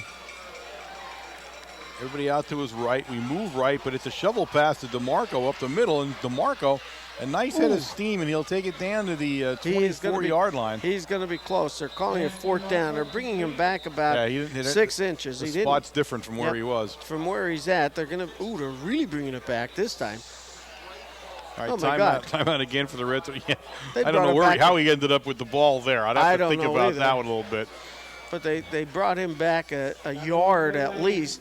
We haven't seen that play in maybe 2 years or so. The little shovel pass to the inside. He's a perfect guy to run that, too. At his size, a little guy, he gets lost in the middle. Nobody's paying attention to him. And his speed then, too. Yeah. That's the other thing. Boy, he just carries the ball so quick down the field on you. He catches the defense off guard. All right, there's 32.4 seconds. It's 4th down and 1 for the Red Tornadoes. The ball sitting squarely at the 25-yard line. They trail in this football game 8-0 to the Braves. And they still have 1 timeout. Although they pick up the 1st down, that the clock will end, will stop so they can move the chains. All right, we go into that heavy backfield. It's heavy out to the right a little bit. It goes right or left, depending where Shinsky lines up. He's lined right in this formation. But we go back to throw on a 4th and 1. We look downfield, and it's broken up by the Braves. And I can't remember turning the ball over in downs this many times in one half that we have tonight. The Braves and the Red Tornadoes will do it again. That's 1, 2, 3, at least 3, maybe 4 times we've turned the ball over on downs. Yeah. So the Braves take over with the lead here with 26 seconds left at the half. 4th and 1. I'm not sure. I'm not sure about that one either. I thought maybe we would have ran that ball since we had a full house backfield. Yeah, but again, a nice call to put the tight end out there. I mean, that's the guy in a 4th and 1. He's the last guy you figure is going to be out in the pattern anywhere, because you would assume he's in there blocking. But the Braves well covered. I mean, they were all over it. He had 3 guys on him. Yeah, I mean, he was just well covered. The Braves elect to take a knee, and they want to end this half with an 8-0 lead and get into the locker room, and they will. That will be the end of the first half of play here at Braves Stadium. Okay, gang, we're back here at Braves Stadium getting ready to kick the second half of this game off with the Red Tornadoes trailing 8-0. But we'll first go to Wayne and Jose's first half stats. No, this is the first time this season that we actually had to walk down. Not we. Oh, There's I'm sorry. no we involved in that. Well. I stayed here sitting down. I was having a lot of consultations with the director. Oh, were you really? Yes. Okay, I hope you had it all straightened out, because I'm not going to walk down again. I'm not even sure what we were trying to straighten out, to tell you the truth. Okay. Okay, on the Mount Carmel side, in the rushing department, 21 carries for 113 yards. Haynes, 10 for 69. Koget, 3 of 9. Ambrose, 2 for 15. DeMarco, 2 for 14, and Shinsky, 3 for 9. Passing, Koget, 3 of 10 for 56 yards. Avellino, 1 reception for 27 yards. Pohutsky, 1 for 15. And looks like he has DeMarco down here, 1 for 14 yards also. First down, 7 for the Tornadoes. On the other side of the field, Shikellamy rushing, 21 for 51 yards. In the passing department, 3 of 6 for 67 yards, and first down, 6. But of course, none of that's all for naught when you look at the scoreboard, and the scoreboard is reading Shikellamy 8-0 over the Tornadoes. I'll tell you what, I mean, this has got to be Coach Brennan's toughest year of coaching. It really is. I mean, I'll be truthful with you. You look at this football game, and And you can go through every cliche, and you can go through every given night, and have the crap you want to go through. But the bottom line is that he brought a team here markedly better than the team that's playing here from Shikellamy. Right. Simple as that. Markedly better in talent. Has absolutely more focus, or should. I mean, the Braves are just playing for the end of the season now. That's right. What's going to happen for them? If they win the rest of the games, they're still a losing season. So they got nothing. When you look at it in that perspective, the Red Tornadoes need to win. Everything in their whole season now comes down to winning a game, and they play an entire first half as if they never left the locker room. Yeah. I mean, and I say that not so much. Obviously the statistics say, yep, they ran the ball. They threw the ball. They did all kinds of stuff, but they're down 8-0 to a winless team at halftime. And the bottom line is, how many times? I mean, Coach is going to be bald pretty soon before this thing's over. He blew a cork last week. I don't know what he does this week. I'm not sure what he's doing. And I think, you look at Coach, and he's not a guy that gets mad a lot to begin with. It's not his nature to be mad. But he's got to be frustrated as all get out over the way they play sometimes. You look at this team that he puts on the field. There's so much talent out there that he has to be frustrated looking at what goes on from game to game. Who steps up, who doesn't step up. Who plays a good game one week and the next week, or even who plays a good first half and who doesn't show up in the second half. Yeah. And it has to be frustrating for him. I mean, he's probably got twice as many guys on that sideline as the Braves do, as a double-A team to a triple-A team, and they're still wandering around the field lost here today. All right, the Braves will kick it off, and they do. That's Kaufman, and it's going to go down to Haynes, and Haynes trying to find an opening there, and I'll tell you the truth, one guy, and that's Furr. He would have had a lot of running room had Furr not tackled him down there. You need that one blocker, one person to pick him up, and I'll tell you what, he had the sidelines coming all the way down right in front of the Shikellamy bench. That was Furr, maybe that was Conrad. I'm not sure what number that was. That was a 6 or 7. I wasn't sure where it was, but again, he had a lane once he got to the sideline if he could get there, but he didn't, and so it's 1st and 10. Red Tornadoes from the Red Tornado 38-yard line. First play of the second half. They trail 8-0, and they're in a heavy backfield, and they're going to pitch it to Haynes, and they're going to follow the and that time, quite frankly, Haynes needed to get further outside. Yep. Shinsky made the tackle, and the block, he ran right into where he blocked him. He ran right into the blocker that time. He had to take a couple of steps further out. He's got to get to the outside much quicker. He's got to sprint to the outside to look for the lane down along the field a little bit. He occasionally in the last couple of games he's shown you what he can do when he puts his head down and he runs straight up the field. But you're right, he spends too much time trying to get to where he's going instead of just getting to where he's going. All right, DeMarco now in the backfield along with Haynes. Look at there's DeMarco. DeMarco's got 12 yards on the carry. Straight handoff to DeMarco. He was the up back that time. Haynes was the trailing back as the pitch man and picks up 12 yards of first down by DeMarco. And again, there's the difference. DeMarco is just a burst of speed right up to the line, making sure he gets through the hole. How many times tonight have you seen the ball sitting right on the 50-yard line, right. too? I'm starting to get worried about that. All right, a split backfield for the Red Tornadoes. We fake it or give it to Haynes, and that was blown up in the beginning of the play there. Haynes had nowhere to go that time. Big defensive play by that entire one side of the Shikellamy defensive line. So now it's second down, and he's going to lose just a little bit. I'm going to still say 2nd and 10. He lost a little bit of yardage or a little bit of feet on the play. A little bit. I'll tell you what, the Tornadoes in the first half and in that first couple yards there shows that they can get to the outside and off tackle, and that's where they're picking up their big yardage rather than through the middle. Okay, Haynes again in the pitch. Haynes again behind that heavy backfield, and Haynes will get up the sideline there.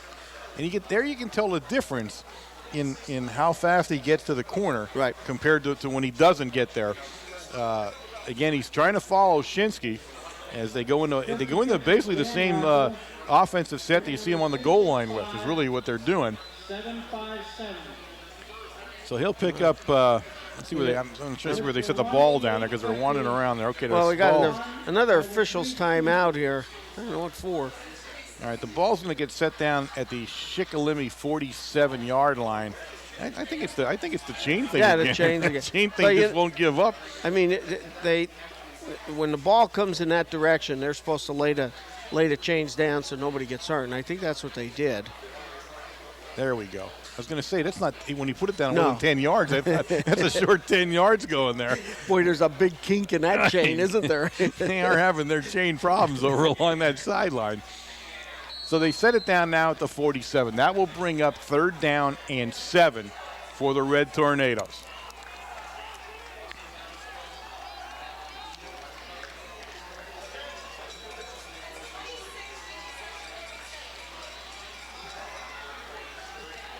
Winning number again. Kogut now back to pass. He looks down there. He's got his guy, and that's Pahutsky, and Pahutsky didn't hold on to it. Good hit by the Braves, and Pahutsky did not hold on. Number 11, that was Justin Shuda for the Braves.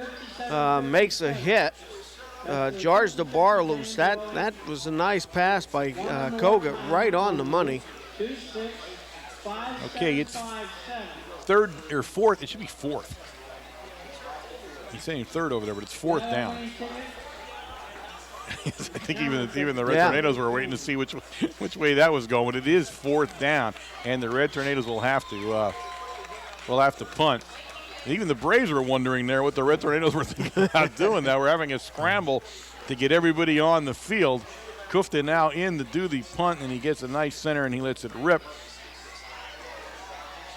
It's going to bounce down, and the Braves will let it stay. DeMarco picks it up right at the 12-yard line where it's 1st and 10. Braves. DeMarco had no choice that time. The ball was coming back. Yeah, coming the other way. The other way down the field, and he did catch the ball on about the 17-yard line. No, I'm sorry, about the 12-yard line. Tornadoes have to hunker down here on this first series defensively. We want to try to keep Shikellamy back in the hole, back in their own end zone. 10 minutes left in the 3rd quarter.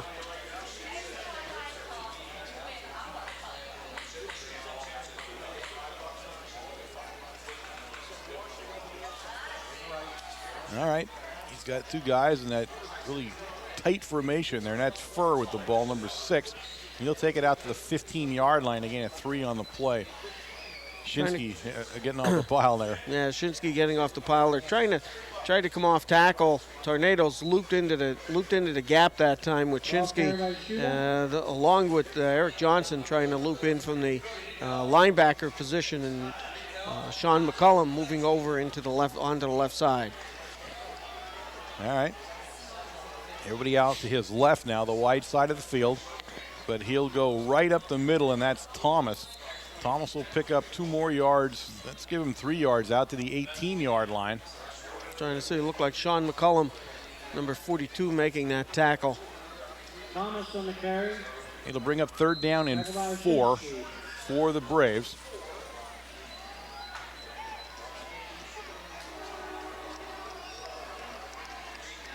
Saw last time the Braves came out with the short yardage, a little slant pattern over the middle of the defense.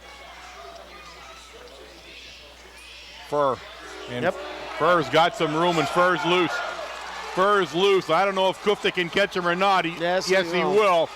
But Furr, big yardage.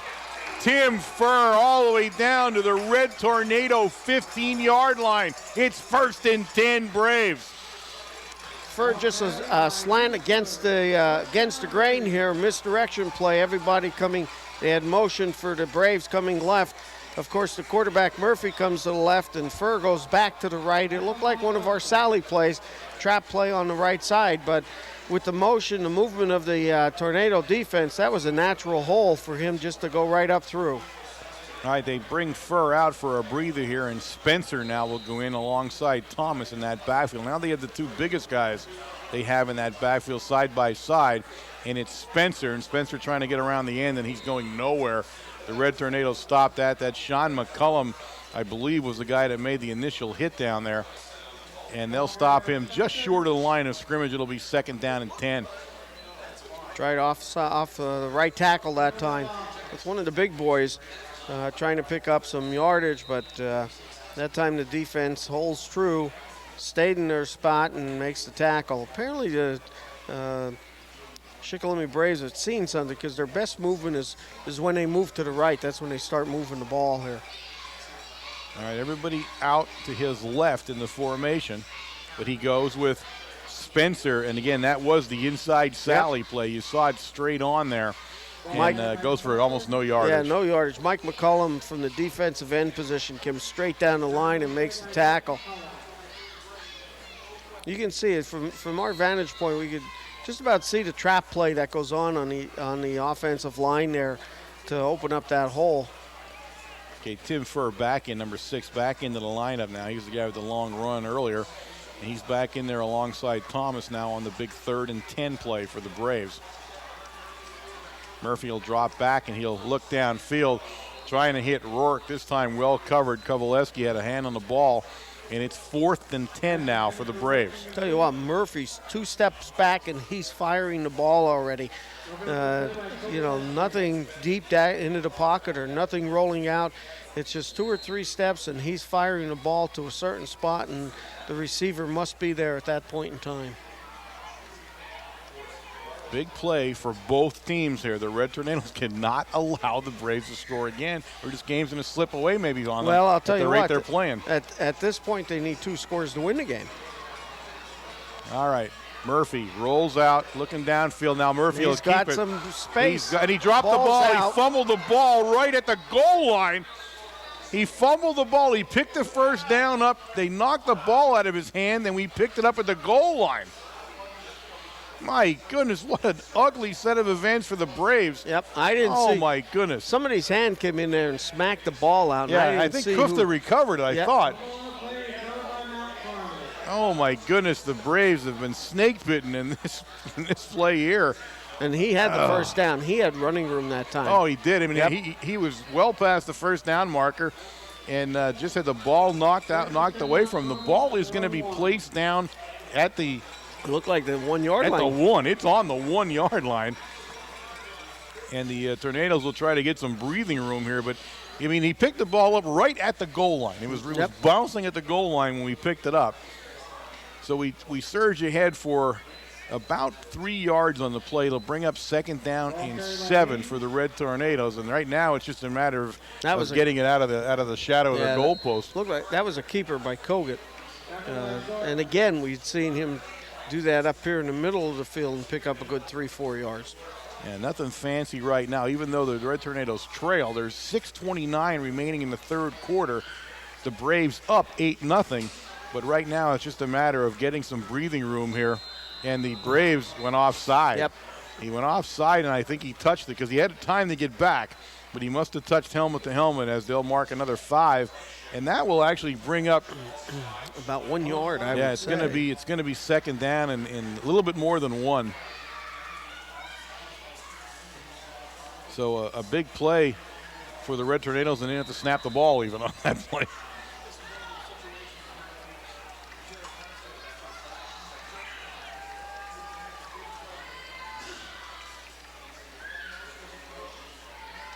Haynes. And Haynes, I'm not sure if he picked it up or not. I got to wait to see where they put his forward motion at. We're in a bad angle to see where he ended up at, but I don't think he made it. Don't think he. Nope, they didn't even bring him over to 10. No. So look where the referee's standing. Right. So it's going to be 3rd down, and he gained about a half a yard. So now it's 3rd down and a half a yard for the Red Tornadoes, and a timeout on the field by the referee. Yes, he's called timeout. Probably tired. No, you got a helmet. We got a helmet adjustment down below. Probably tired. Well, hey, where'd you get that one from? Come on now. It's about the only thing the referees didn't call this year. You know you don't get tired, you get sleepy. Is that what it is? Yeah. Oh, I'm sorry. Sleepy. If you're gonna do it, be accurate. All right. 3rd down and a half a yard, and Kogan on the keeper, and this time he picks it up. So it'll be 1st and 10 Red Tornadoes, and they have slowly pushed their way off the goal line and got themselves some running room at least here. The ball will be set down About the 12. Yep. Not the 12-yard line. Although 6.5 minutes have gone off the clock already. Yeah. Oh, yeah. You know, it's going rather quick. Ball is staying on the ground.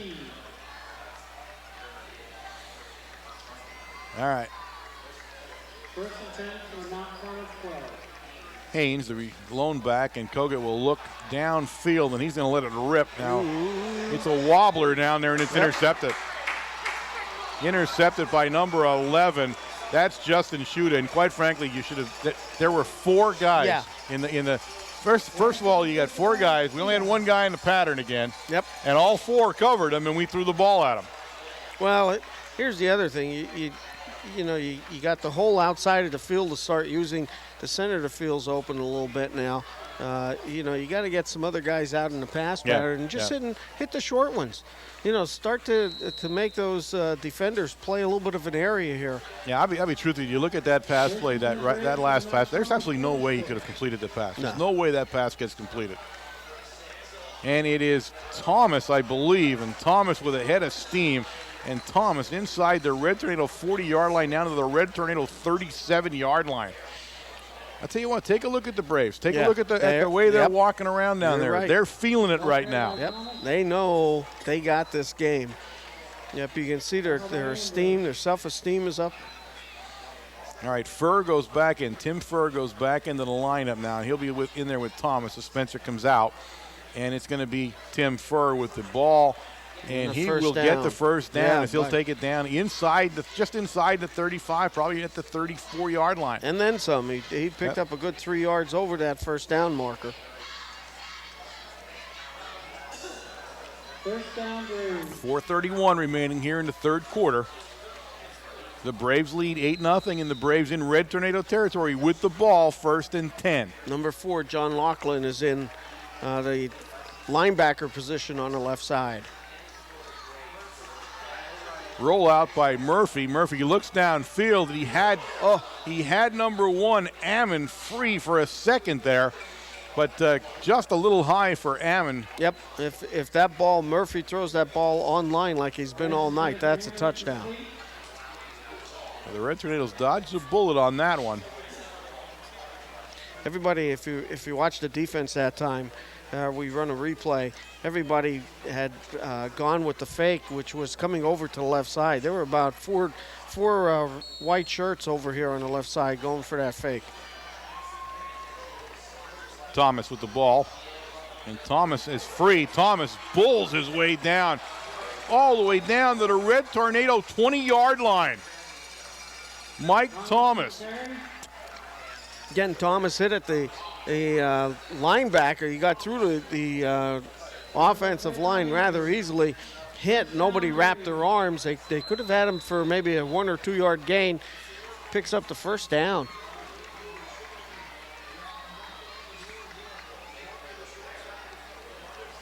All right, Murphy brings him. He only's got 1 guy out there split wide. That's Rourke, but he goes to Furr.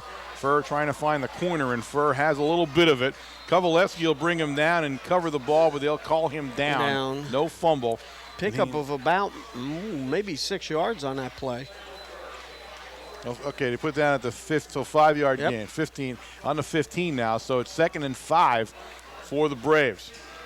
The Braves playing with emotion right now and in control of this football game with an 8-point lead. They can smell it. Second and 4 Braves, Knoxville 16. Furr.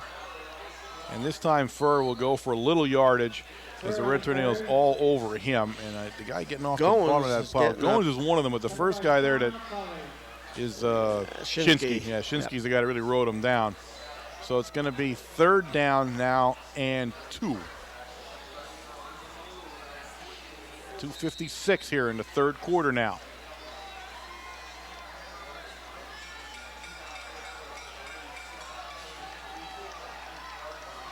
The Braves not doing anything spectacular here. It's just inside, outside.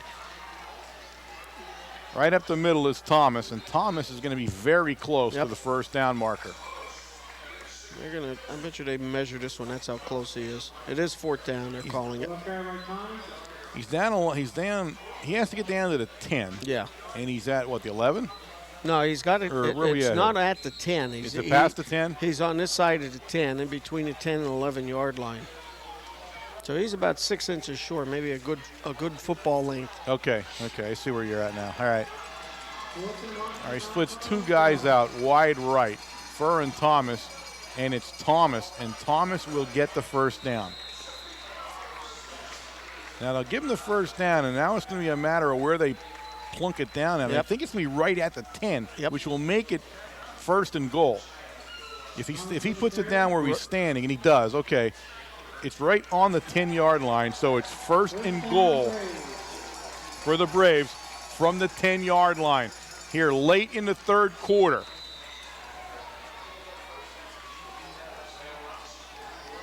First and goal, Braves, and not on 10.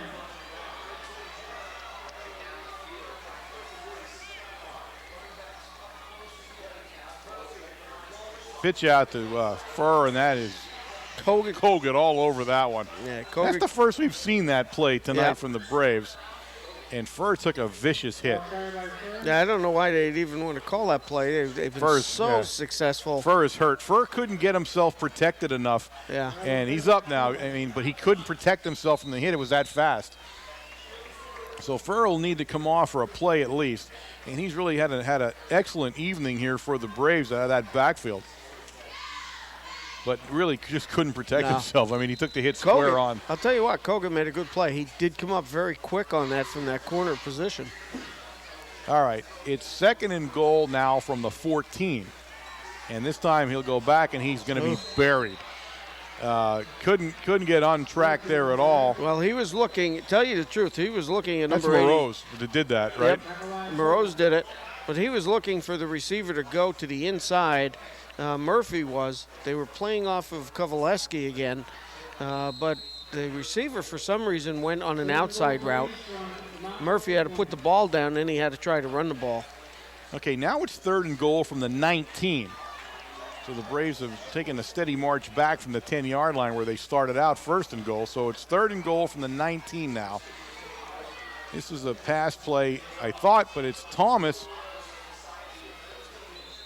They give it to, Spencer, I believe, 42. Spencer. Yep. They give it to Spencer on an inside handoff, what looked everything like a pass play. Yes, it did. They had that trips over here on the left side, of course, and Spencer, I think what they were trying to do is, again, on their big rush, or their big pickup there, they ran a sally to the right. They ran a misdirection play, and I think they've been trying to do that here. All right, they're gonna let the third quarter run out here, and it does. So, with the end of the third quarter here in Sunbury, the score: the Shikellamy Braves 8, the Red Tornadoes 0. All right, we get ready to get this fourth quarter rolling here. The Braves 1 quarter away from their first win of the season. The Red Tornadoes 1 quarter away from oblivion. It's as simple as that. The ball is on the 15-yard line. It is fourth and goal from the 15. The Red Tornadoes are trailing by 8 points. They need to make a stop here. And it's going to be a pass play by Murphy. He looks in the end zone and had no chance. Nah. Well covered by McCullum and Pahutsky. Actually, Pahutsky jammed his finger. He threw it right at it. He tried to get his hand in there. And the Red Tornadoes did what they had to do, and that was turn the Braves away. Now the Red Tornadoes are going to have to do something in this 12 minutes where they're going to walk out of here. And I'll be truthful with you, this would be a very tough loss to handle for the Red Tornadoes. This would be a tough loss for this program to handle right now, to tell you the truth.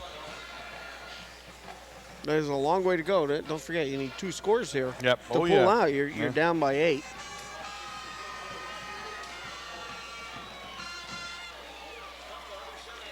He'll put Ambrose in motion, and he throws it, or pitches it over to Ambrose, and Ambrose has to turn. You'll pick up, I'm not sure, I have to wait to see where he goes out of bounds. He's on the far side there. I don't know. Looks like they picked up about 4 yards. I was going to say maybe 4 or 5 yards when they set him down. Ball carried by Ambrose. Yeah, let's give him 4 yards out to just past almost 5. Almost out to the 20. Right where he placed it, it is 5 yards. So 2nd and 5 now for the Red Tornadoes. And they need to, first of all, they need to pick the pace up here. Yep. They don't have the whole game left here now, so they're going to start rolling a little bit here. And they're going to have to get to some determination. DeMarco and Haynes in that backfield for the Red Tornadoes. And Kogut will keep it. And Kogut will pick up about 3 yards on the play. So it'll bring up 3rd down and 2. I don't know if somebody fell asleep in the backfield, but it looked like Kogut was already moving down the line there before anybody in the backfield even decided to move. All right, Demetrius trots into the lineup for the Red Tornadoes. Shinsky also comes in with the play. And it's 3rd and a short 2 for the Red Tornadoes. 11:16 remaining in the football game. We'll go into the heavy backfield. Haynes will be in back of Shinsky and Demetrius. And it's Shinsky. And Shinsky initially stopped at the line of scrimmage and good second effort. That was all Boom Boom Shinsky on that play to pick up that 1st down. He was hit at least 1.5 yards behind the line of scrimmage, and it was a great second effort. My hat off to Jake Shinsky for that play.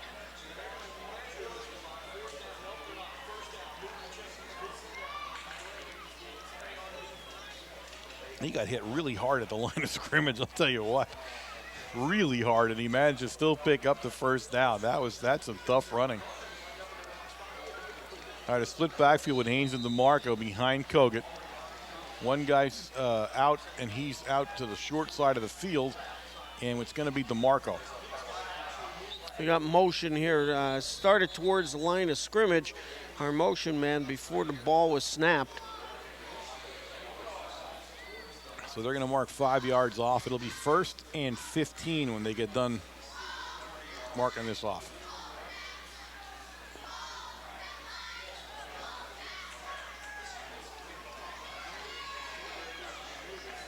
It's like Kevin Demko is in. Haynes, number 32, comes out.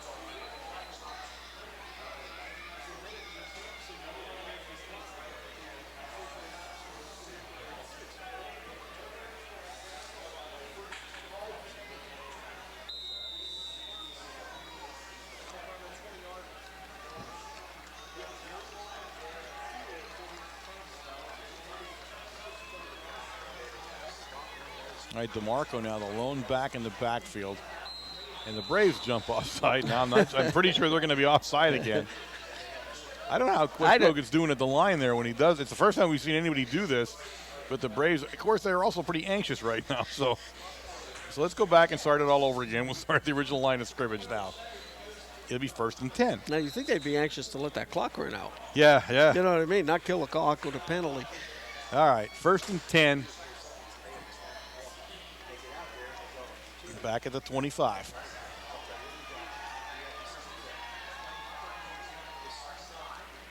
And it's DeMarco, and DeMarco pick up a couple yards in the play, but the Braves, a good defensive stop by the Braves. And I'll pick up number 57 getting off the bottom of the pile. He made the hit, and that's Jared Harpster. Dave DeMarco, 4 yards on that carry. Just a straight dive play for David. Usually don't see him in that mode of a runner. He's usually to the outside or off tackle looking for some yardage. All right, Haynes will get back into the Red Tornado backfield, replacing DeMarco. And Haynes is in there now with Demetrius. Demetrius in that fullback spot. And Haynes following Demetrius, and Haynes has a hole. Haynes will pick up the 1st down, and Haynes is still running. And Haynes all the way out to the 45-yard line on a tough run by James Haynes. Haynes picks up about 15 yards on that play. Tough run, like you said. He was hit quite a few times, kept his legs going, though. Picks up a 1st down and 10 yards on top of that.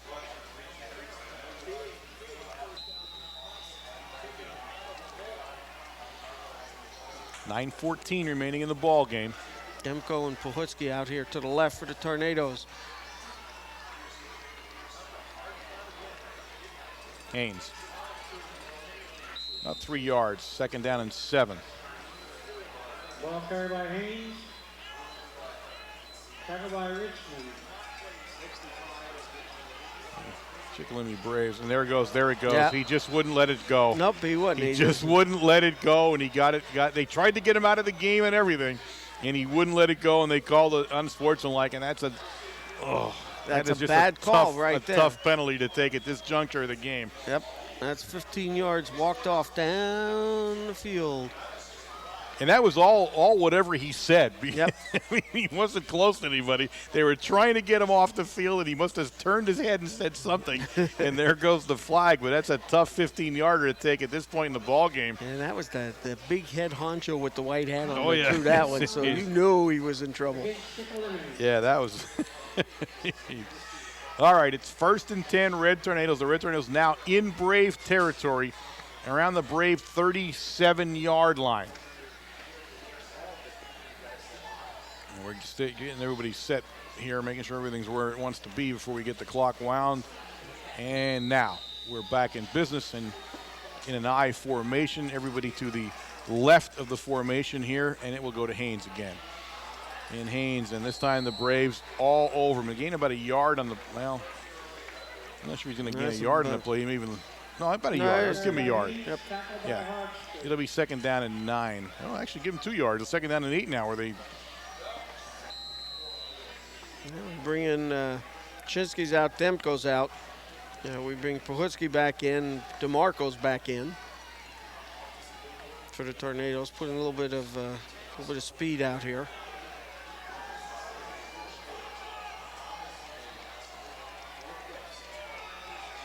Ambrose goes in motion. We pitch it to Ambrose. DeMarco trying to get him a block, and he does. And Ambrose will go out of bounds very close to the marker. We'll have to wait and see because the marker went down. And the best thing is that he got out of bounds to kill the clock here.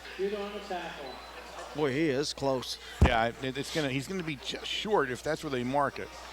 Just, a couple inches short of that 1st down marker. You can see his helmet hit the yard marker. Yeah. All right, so it's going to be 3rd down now and about a half a yard for the 1st down. The ball sitting down inside the 30-yard line, down at the 27-yard line of the Braves. We go into the heavy backfield, and it's Kogut, and Kogut will carry it on a... And then some. And then some, yes. Wow. There was a lot of movement going in there before he finally went down. He easily picks up the 1st down, so it's 1st and 10. Red Tornadoes down at the Brave 23-yard line. Kogut certainly does not go over Steck. He looks for the open area. That time he was almost down between the guard and the tackle when he was carrying it on the quarterback keeper. 7:44 as they wind the clock here left in the football game. Again, the Red Tornadoes trail in this football game 8-0. They have not been on the board yet tonight. This is the first time we see trips over to the right side for the Tornadoes. And he'll bring Pahutski back towards the Braves sideline. And he's looking for the big guy. He was trying to find the big tight end, Avellino, just too tall for him. And he had him, too. He had him wide open. The ball just sailed over Avellino's head. So 2nd and 10 now. That pass is open all night long. They're covering everybody to the outside and leaving Avellino open in the middle. Okay, DeMarco will replace Haynes in the backfield as Kogut will bring the play in from the sideline. The clock is stopped on the incompletion at the moment here. 2 guys are going to go wide right, 1 split left. DeMarco in the backfield. And it's Kogut, and he is buried down there. Nobody touched number 56. That's number 56 for the Braves, and that is Mark Kerstetter, another senior. I don't know if that was a design play or what by Kogut, but it looked like he was running the ball all the way, but he had no running room whatsoever. 6:57 now in the game and counting, and the Red Tornadoes need to step up the time here. We're still just wandering around out here. All right, going to a shotgun formation for Kogut now. He'll leave Haynes standing beside him. And looks downfield for Ambrose. and it's going to fall incomplete down along the Red Tornado sideline. And it's fourth down, folks, 4th and 12. 4th and 12, 6 minutes and 34 seconds left in the quarter in the game. 3 guys out in the pass pattern that time, but Ambrose was covered very, very closely there, out for that first down.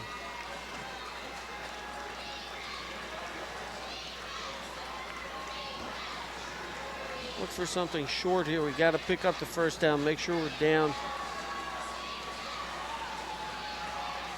Pitch it to Haynes. It's an end around to Ambrose, and Ambrose had some room there. Ambrose slowed down. He shouldn't have slowed down. He should have kept on running. It was great. He didn't make it. He didn't make it. It was a great play by Ambrose. So the Red Tornadoes, and this is now, I'll bet you we talked to Jose, this will be a record for turning the ball over on downs in one night. I can't believe we've done it this many times. At the 6:27 mark of the fourth quarter, with the Red Tornadoes trailing 8-0, they have turned the ball over on downs. The Braves take over 1st and 10, and the ball is sitting about the 16-yard line for the Braves. And now it's going to be grind-out time as they can smell the first victory of the season here in Brave Stadium. He has Furr and Thomas in the backfield behind him. Murphy under center. And it's Furr with the ball, Tim Furr, and Tim's got some room. Again, that inside handoff is all it was. They're going on a misdirection play. It's working perfectly for them. If Coach Persing leaves that play go and goes to something else, he needs his head examined because, boy, I'll tell you, every time it's only one player for the Tornadoes making the tackle there, they're picking up 8, 9, 10 yards of crack. All right, it's a 1st and 10 on the run by Furr.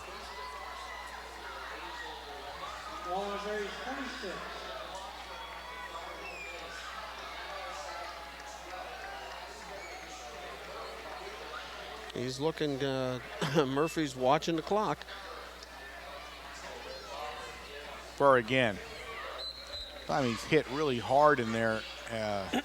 Trying to see who's that. That's Johnson. Johnson. Yep.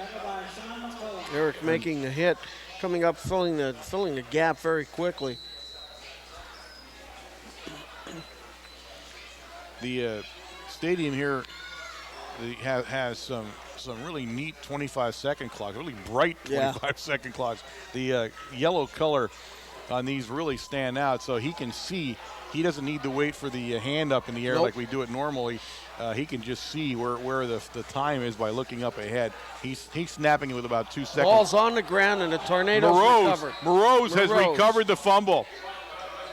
Morose recovered the fumble for the Red Tornadoes, and it's 1st and 10, Red Tornadoes. Yep, Morose comes up with the ball. It was just a miscue between Murphy and Stender. And K.O. Stender, number 33, was the guy he was trying to hand it off to.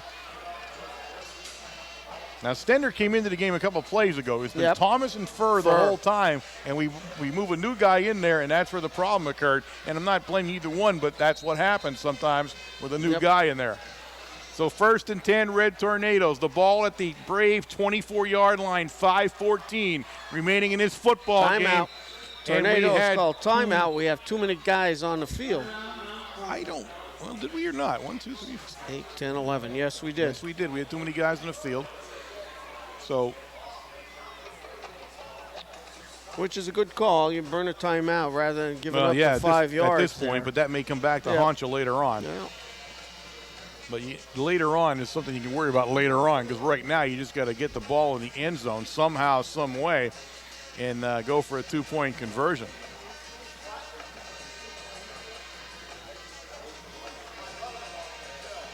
No one expected this. No one. No.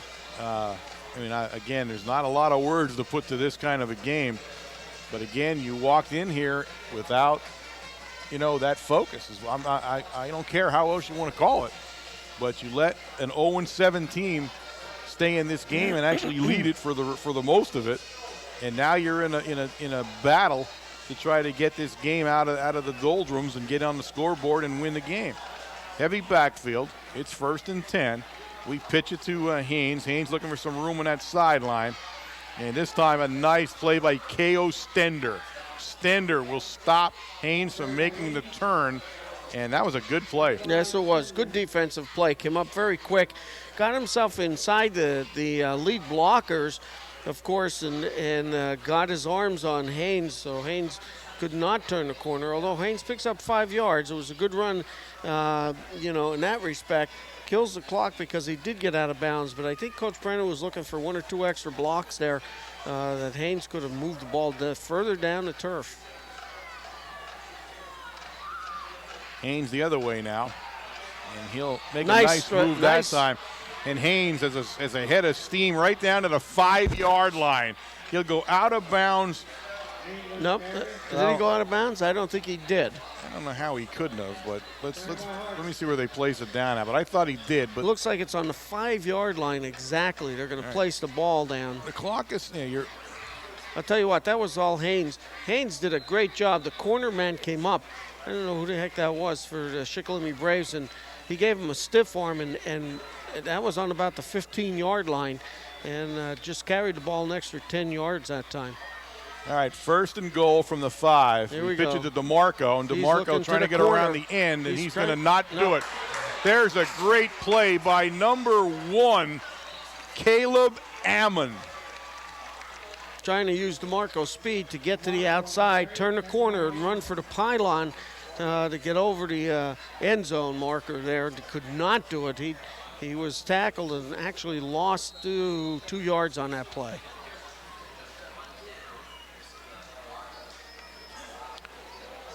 It'll be a 2nd and goal, and actually it's closer to the 8 than it is anywhere, so 2nd and goal from the 8 now. We come out with everybody split left, Haynes, the one back, and it's Haynes. And they pitch it to Haynes, and Haynes is going to try to find a spot, and he won't. Nope. The Braves are all over this play, and again, that's Ammon, number 1. Caleb Ammon on 2 great defensive plays in a row for the Braves. He's looping to the outside, and I'll tell you what, he's following the ball wherever it goes in the offensive backfield. And take a look at the heads for the Tornadoes. They're down. They're just mulling around out there, and I'll tell you, they're really down and out here. They cannot move the ball up the field. 3:29 remaining in a football game. So ball's on the 11-yard line. Loss of about 4 yards again. All right, it's third and goal from the 11. Shotgun formation for the Red Tornadoes as they try to, and now they got to call a timeout. Now they call a timeout. They couldn't get the play set, and they couldn't get everybody where they wanted to go.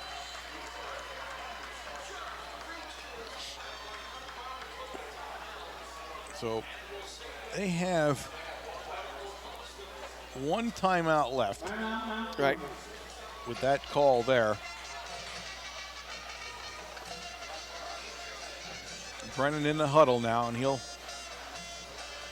he's calling for somebody from the sideline. He sent the managers out. I don't think he needed them in the huddle. And he was calling for DeMarco. So DeMarco will come in. Demko went out. Disturbingly there, you're in the 8th game of the season and could get yourself lined up in a critical juncture of a football game and do what you got to do.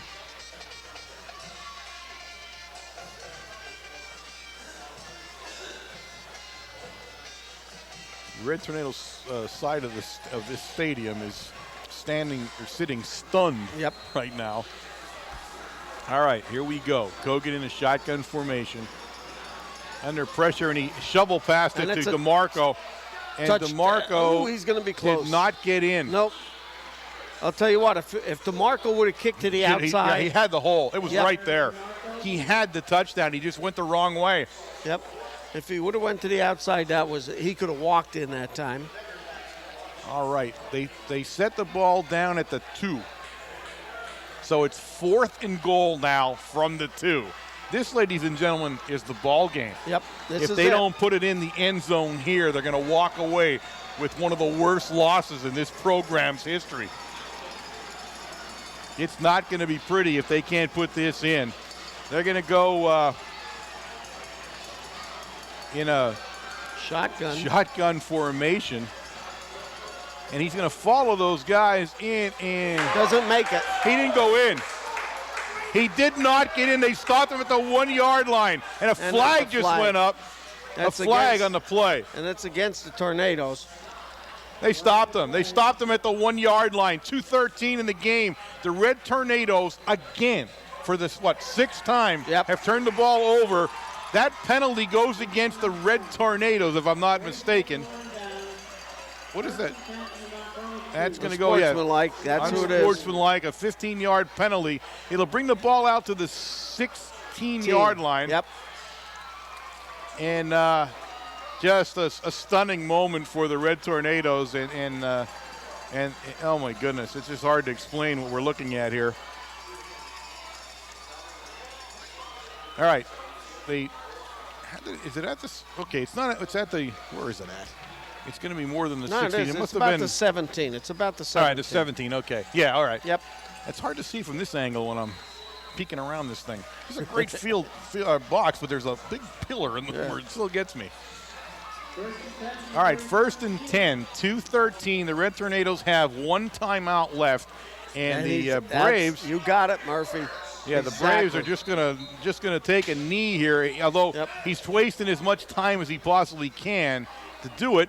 And the Red Tornadoes had to have called timeout. I'm not sure what they would have waited for. They had to call timeout, and He did, but they ran some time off the clock. Yeah, that's the final timeout for the Red Tornadoes in the game here tonight here at the stadium in Sunbury. And 2:01 remaining. And that's what separates the Braves from their first win of the campaign here in 2006. So they can feel it. You can feel it in the stadium. We are on the Braves side of the stadium. So, and that could be my mother calling. I think so. Was that my mother on the phone? Yep. It's out of nowhere a phone rings in back of us here. But you notice in this press box how high the ceiling is. Yes. I've never seen one like that before. I mean, this is like state-of-the-art kind of stuff. I mean, I'm almost nervous being in one like this. You know what? Everything was state-of-the-art, but they put these windows back in with the pillars and that was else, the only thing I wouldn't have done. I probably would have figured something out about that, but what are you going to do? Yeah. All right, they want to put 2:09 back on the clock. It's sitting at 2:01 right now. There we go. All right, 2:09 is on the clock. And at this point in the juncture, I don't think it much matters. It's 2nd down and we'll call it 12. Because all Murphy's going to do is put his knee down again. They want to get it down. And the Tornadoes don't have any timeouts left. They hand it off. They handed it off. I'm surprised. They handed it off to Tim Furr, but why? I'm surprised they would do that down here. They had one problem already down this deep down. So the Red Tornadoes stop him after 3 yards. It's 3rd and 9 now.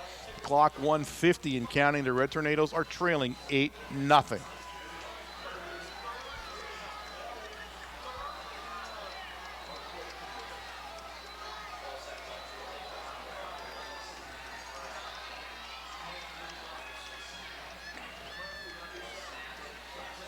This time to Thomas. And Thomas will be brought down in there toughly by Sean McCullum. But the clock continues to run. The Tornadoes cannot stop this clock right now. It's 4th down. They bring in the punt team. Depending on what happens here, the Tornadoes will get the ball back with, I would assume, about maybe 40 seconds left. He's going to wait as long as he possibly can. He might even take a penalty here. Yeah, it probably wouldn't hurt to do that. He's under a minute. Yep. So it probably wouldn't hurt. And that's what I think what he's going to do. He is, He's having Murphy standing there, and there it is. The clock goes to 0. Now he calls the timeout. They call a timeout. Yeah, no, that's a smart move. Call a timeout. Yep. And because he has all of his, so he can do that. He let it come down. He has 50 seconds on the clock. He's going to go in there and talk to his group. Again, no long run, nothing like that now. Don't do anything. I kick it out of bounds, to tell you the truth. I would give anybody a chance to touch the ball if it was me. I would not let anybody touch it if I was the guy doing this. Don't let anybody do anything goofy. I hate that goofy stuff. Goofy. Yeah, when you get goofy, that's when things are. Things go downhill as soon as things get goofy.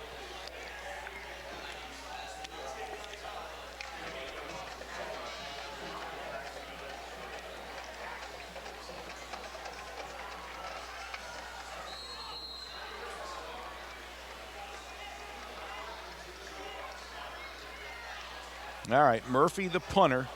He gets it back. That was a strange center back, but he got it back. It's Pahutsky at the Red Tornado 45-yard line.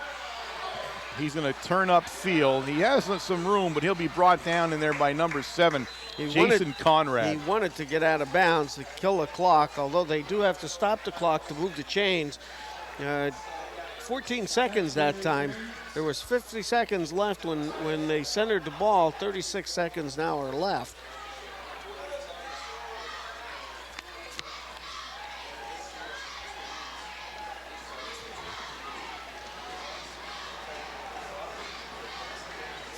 Clock did not start to run yet. He hasn't wound it yet. No, time of possession, he will not. Yep. Yeah, now he winds it, so it's ready to go on the snap. Kogut back to pass. He has good protection. He looks downfield. He's got trying to hit Pahutsky. Again, they're in a deep pass protection, so you're not going to throw it really deep. You got to get somewhere intermediate there to get it done. It's 30 seconds now on the clock. Yeah, you want to try to maybe hit some out of bounds, kill the clock, because you're looking at 50 yards until you get close to the end zone here. So, I mean, plenty of time left here to play in this football game. You score, tie the game up. Throws it over Pahutsky's head. They were trying to get a screen going. I'm not sure where we're going here because it's a incomplete forward pass. Trying to see what that was. That 71 that came in there that time for Shikellamy. It's 3rd down and 10 now. 26 seconds on the clock for the Red Tornadoes. Dan Zartman put pressure on Kogut that time. There's a good screen play that was set up. We had blockers and Pahutsky was open, but Kogut, because of the pressure, had overthrown him.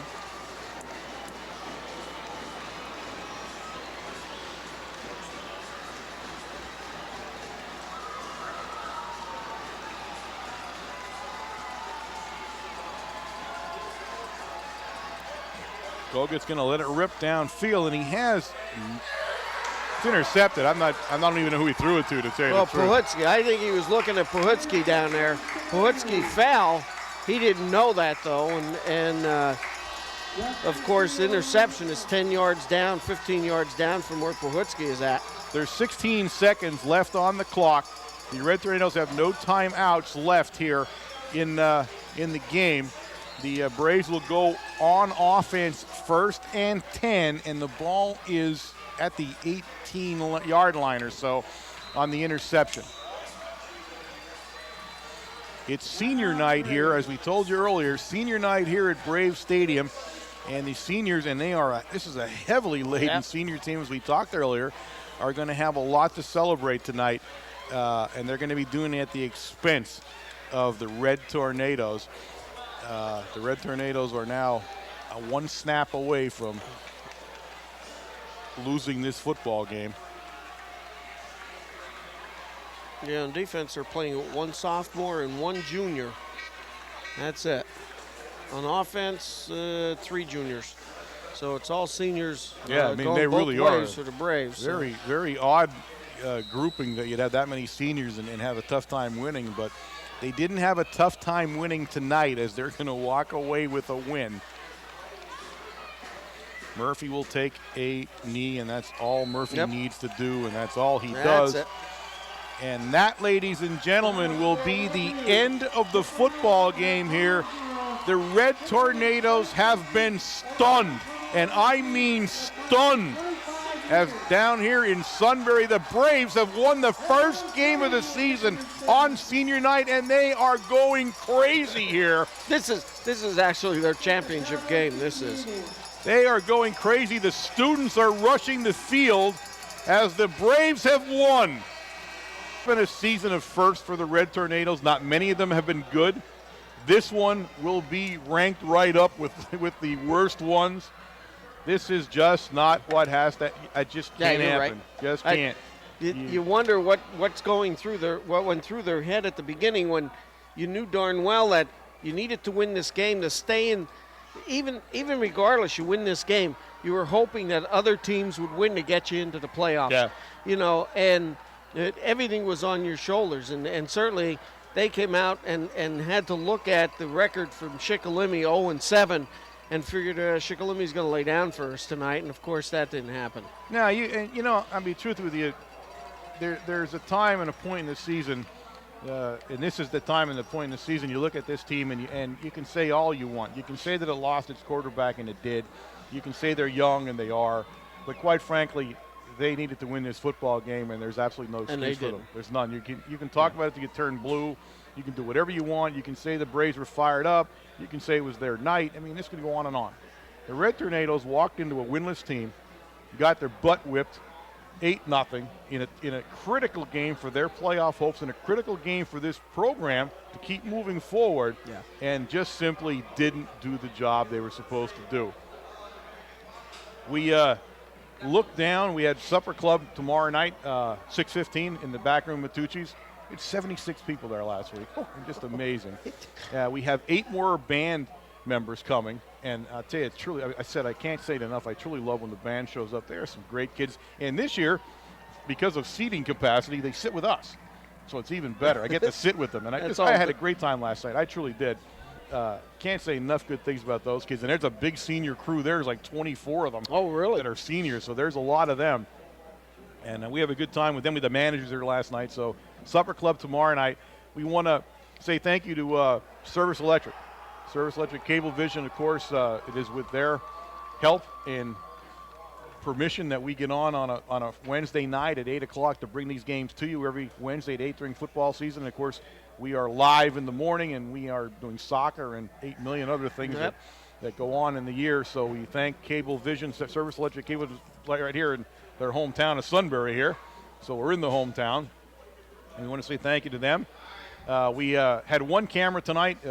It was a beautiful press box and all, but they weren't set up to do a lot of things that they didn't plan on TV cameras. So they have a little work to do that way to get them. But I mean, what a place! They truly made a beautiful stadium. They are talking. And they're not finished yet. Now they're talking about some artificial turf, maybe if they can swing that next year, and that would really make this a state-of-the-art facility. I mean, it is as good as it gets right now. The field is the only down part of it, and again, this field just never ever dries up. It's just amazing. But we look forward going forward to Pottsville. We will meet the Crimson Tide 2 nights from tonight. When you're listening to us, we'll meet them in Pottsville at Veterans Memorial Stadium, and that can only mean that we're on the roof again. And I pray to God that we're not, but I know we are. I don't know if I can. Yeah, they didn't put any money into their stadium, so you're crawling up the light post to get up to the roof. Well, it's not even the light post that gets me. It's that little board that you have to cross over the opening is what I mean, the light post I'm okay with. It's the board that has me worried. When you're me, you need a little bit more meat on that board than I think was sitting there. So, but that's where we head. The season, as far as the playoffs, is pretty much done. This loss will seal that season for us. It'll be a 10-game season for the Red Tornadoes again this year. I mean, obviously, you got to find some positives here, and obviously you got to find a way to build something from this. This is a young team. These young guys need to understand that.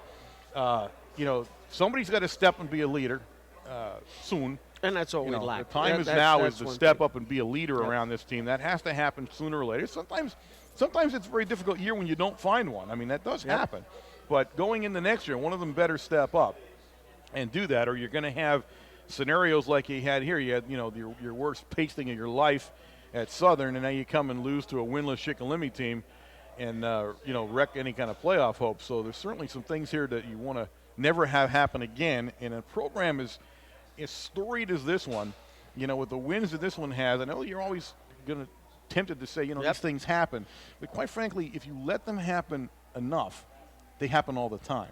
And then pretty soon you're 0-7 going into the end of the season. So, again, I don't want to put too much pressure here, but the bottom line is what we see is what we see, and this was a very poor performance by the Red Tornadoes on this field tonight.